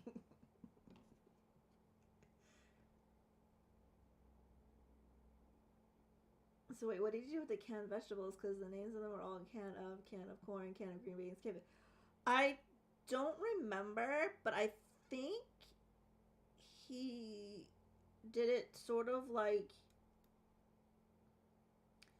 by can, like can, so they'd all be under can, like C, but then alphabetize them by the vegetable within that, right? So like can of corn would be before can of green beans, would be before can of red beets, would be, you know what I mean? So I think he still alphabetized them by the vegetables, but it was a subcategory of can.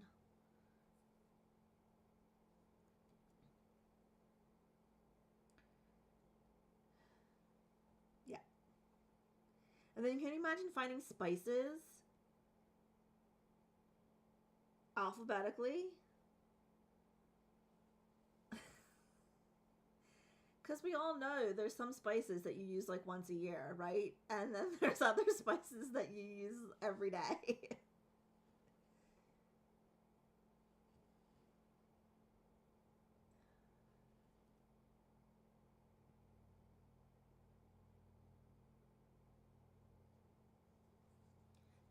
Okay, well, at least he did that. I'll give him that one.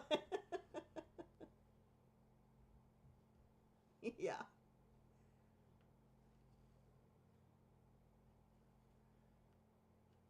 I think the spices are what really got her.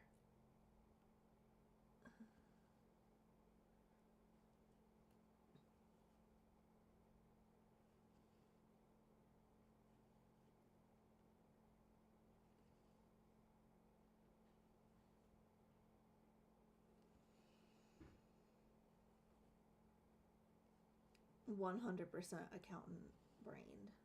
Like, that was the perfect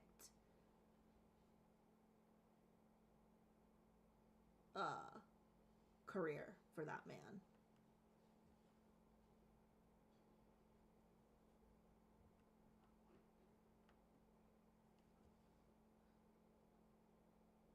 This was also, he was, okay, so this kind of shows you how accountant-y brained he was.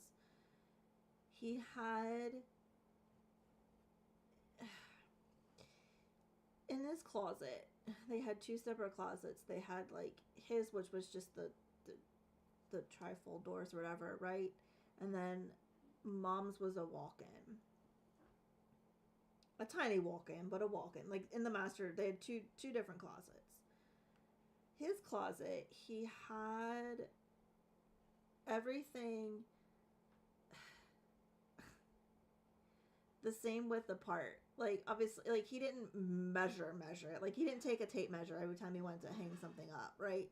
But visually enough so it'd be like the same, I don't know, let's say inch or whatever between the hangers. But then he had his shirts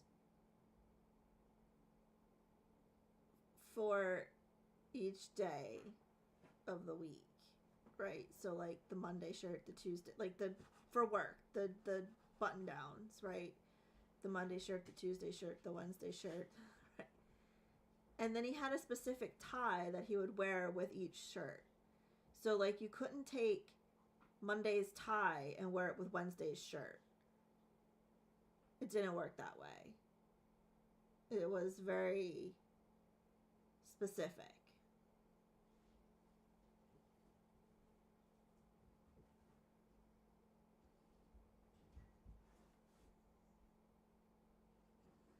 I don't think the pants were quite as specific. Like I think he would. I don't remember about the pants, but I definitely remember about the ties and the shirts, and they were paired, and you could not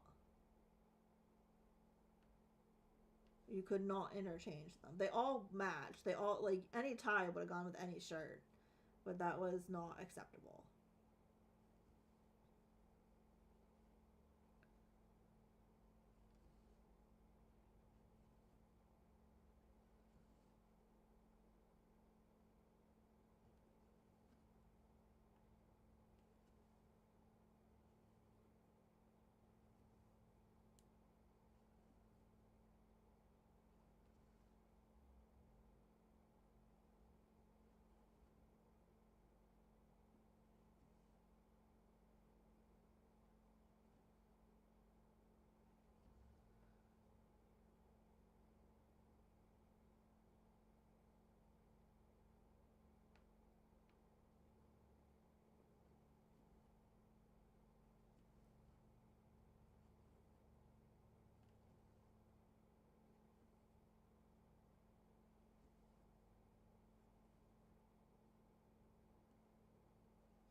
I actually have a pattern that I got. Oh,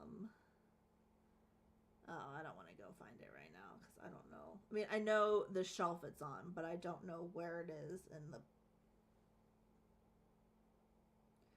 I'd have to flip through a lot of patterns to get it. But I got from Stephanie from uh, Cross Stitch the Globe, her Etsy shop. She sells like vintage patterns and things like that, and I got it from her a while ago, and it's a CPA, like it's a certified public accountant chart, and there's like the lined paper and a pen, and so I bought it because I want to stitch it in memory of my dad.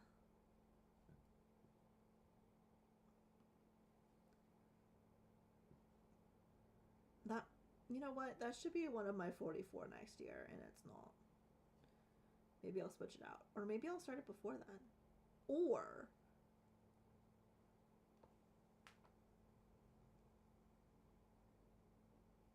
I could stitch it. I could start it on his birthday, which would still be next year. Or the anniversary of when he died. Either one of those.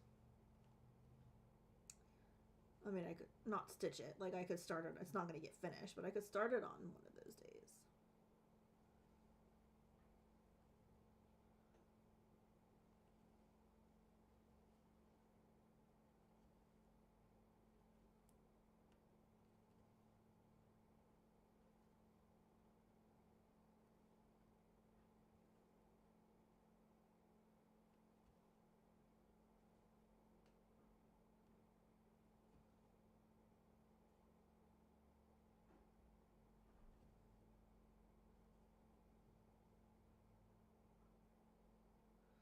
Or you could double it and do 88.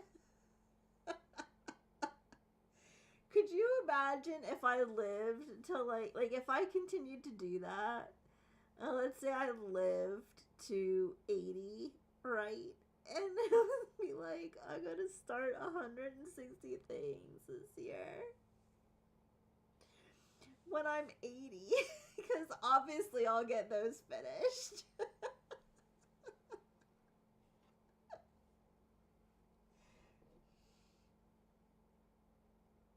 But that does, you need to stop giving me these amazingly terrible and irresponsible ideas.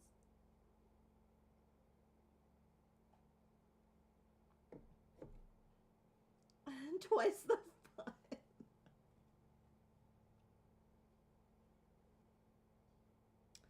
I could do my age plus the last two digits of the year, right? So 26 for 2026 plus 44, because that's what I'll be turning.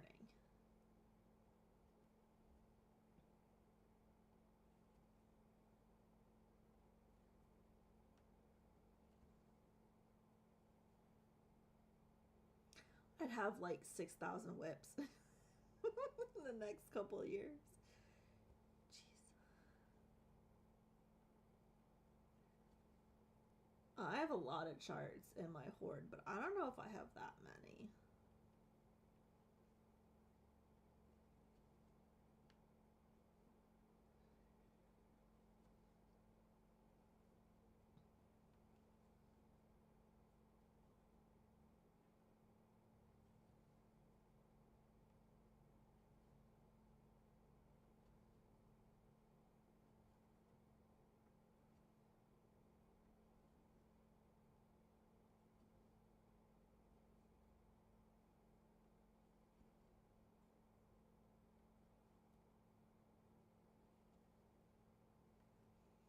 I need to find a good fabric for that piece, though.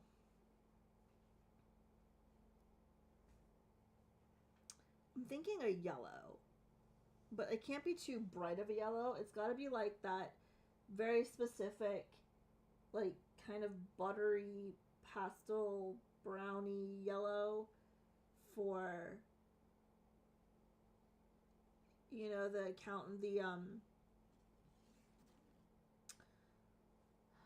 know what I'm talking about, the freaking accountant books. Like, the ledger, oh my god.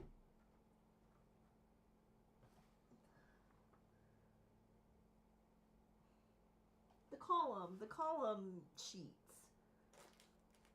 Where they would do all of their.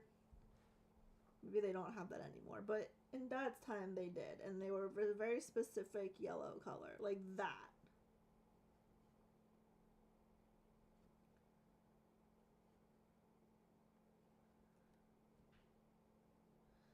My kit bin is full, plus drawers of patterns plus digital ones. Oh yeah, so there's the digital ones that actually made it to either Pattern Keeper, Markup, or Saga. Then I have the digital ones that are on my computer that have not been put anywhere. They're just in my Google Drive. Then I have the digital ones that I bought on Etsy that I have not downloaded because we had that conversation earlier. Then I have paper patterns, paper charts, a shit ton of kits. Then I also have books, cross-stitch books. Most of them are vintage, well, older ones. I still can't get over calling 80s and 90s vintage. That doesn't seem right. But anyway, where I have patterns marked to stitch in all the books.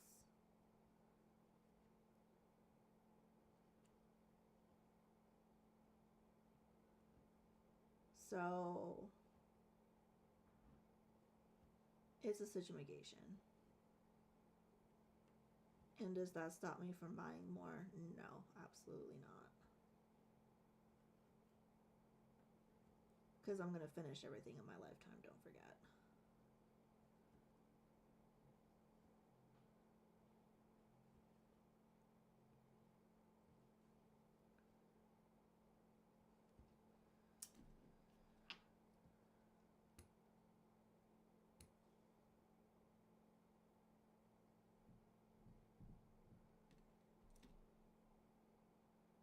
Okay, where did I get to? 1, 2, 3, 4. I did this. I did this. Okay. I think Child's making himself lunch. He said he was going to make himself a chicken Caesar wrap. This is what he does. This is what he makes. So it's not a taco, but along the same veins.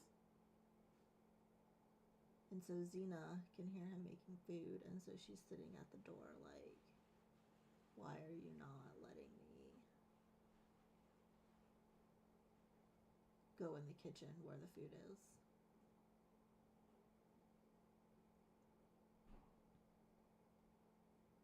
Which means he's touching everything. Which means I'm going to have to Lysol the entire kitchen.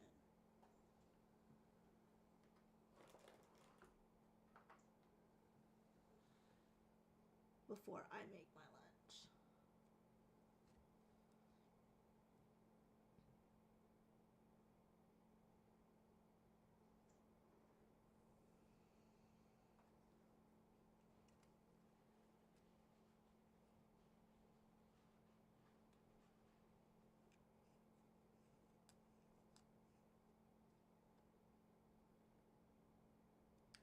Makes me laugh when some floss tippers are like, oh my god, I have so many whips in my potato. Exactly. Like, I can't even remember what that's like. I can't even remember what only having 26 whips is like.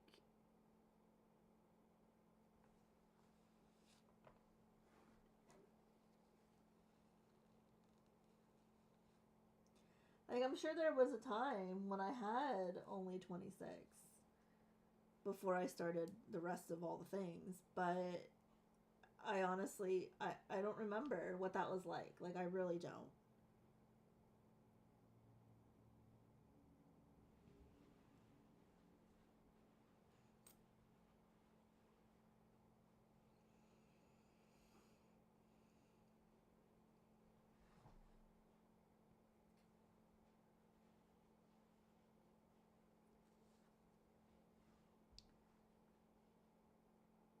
And like I admire, in a way, I admire people who can have less whips because I can't do that.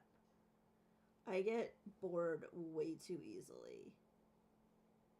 Um, like I think I said on my floss tube today as well. Like I can't even. There's someone, one of my friends, and she works on a different whip each week and rotates through them, and she gets an amazing amount of progress done, which is great. But I legit could not do that. Like I would get so bored and so tired of the same piece for an entire week, let alone, you know, a monogamous stitcher or someone who works on something for maybe for like a month or even just focuses on two. Like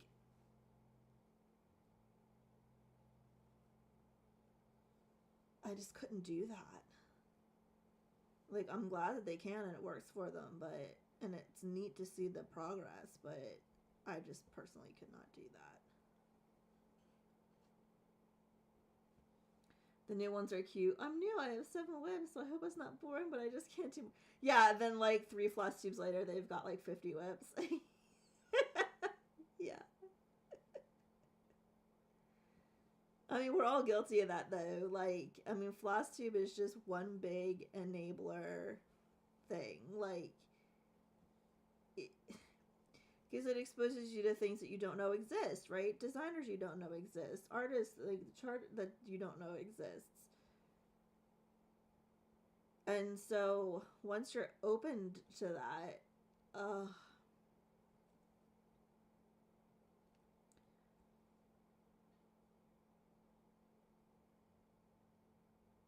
I make mental bets with myself how long it will be before they double it. One chick didn't even make it to her next one. She went from 5 to 14 by her second video. Oh, yeah. That's the other thing with people who can keep a low amount of whips, right? Is that who are floss tubers or who watch floss tube, is that takes a lot of self control that I do not have. Like,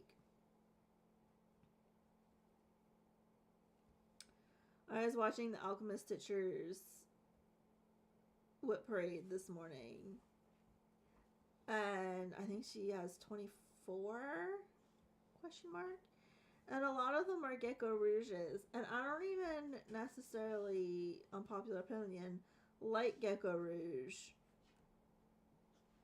Like, I'm not a fan of the artists they chart. And and but even just watching her whips and I was like, oh, I want to go to the Gecko Rouge. I didn't. I did control myself, but like, so even things that like I don't necessarily even really like, I'm still like, ooh, like I need to go check that out. And I just don't have, so people like who they just have such self control that I will never have, and it's admirable that they can continue that and maintain that. Like 26 whips, if you watch FlossTube and you see everything that everyone else is doing, ugh.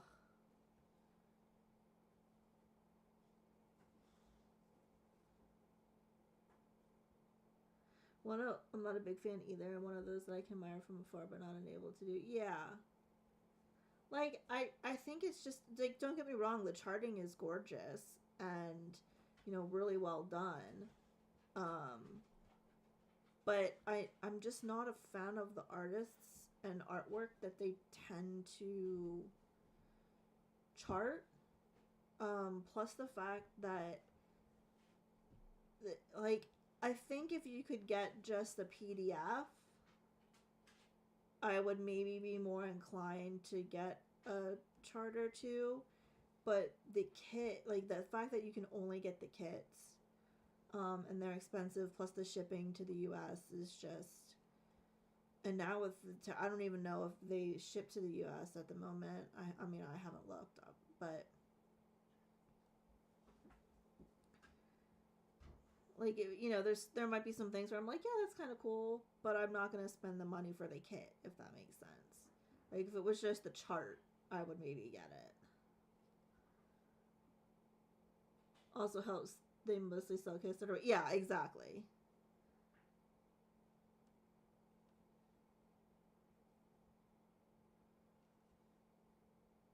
And I'm not saying that they don't deserve to be that expensive or whatever, like they do seem like they're very well made, very well put together, very well charted. It's just they're expensive and not everyone can afford that.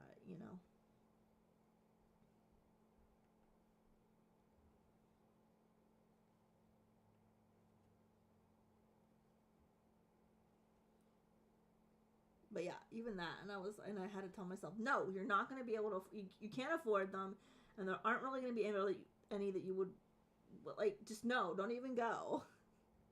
But I still had to talk myself out of it, which just is just mind boggling to me. Like, and this is why I have so many patterns in my hoard.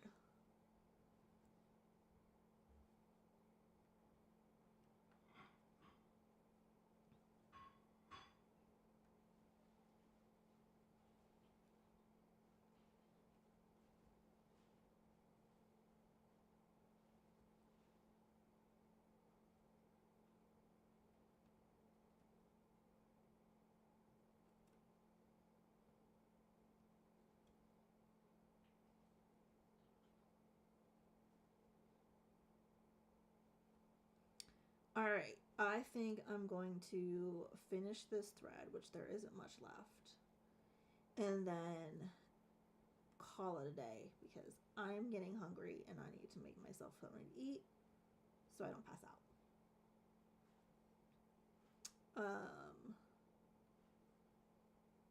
But I will give you stats once I finish this thread and mark everything off and see what I actually did. How long were we live? About 4 hours? When did I start? 9 something? A little before 9?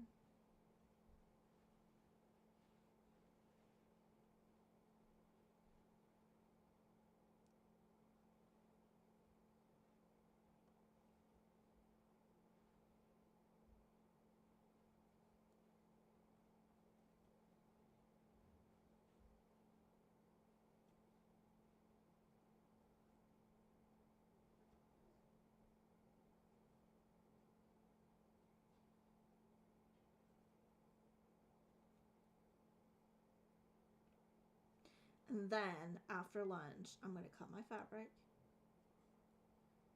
and I'm going to start the witch, the pinup witch with the cat and the skull. Neither of which I will get to because it's just background, obviously. But can't get there if you don't start it.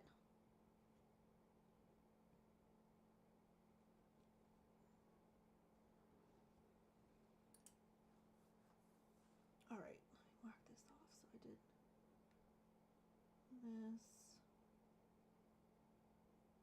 and I did all of this.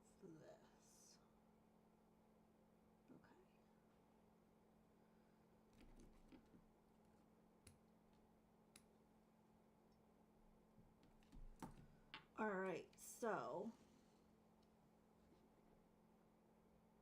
you just hit 48%. Nice. Woo woo. That's awesome.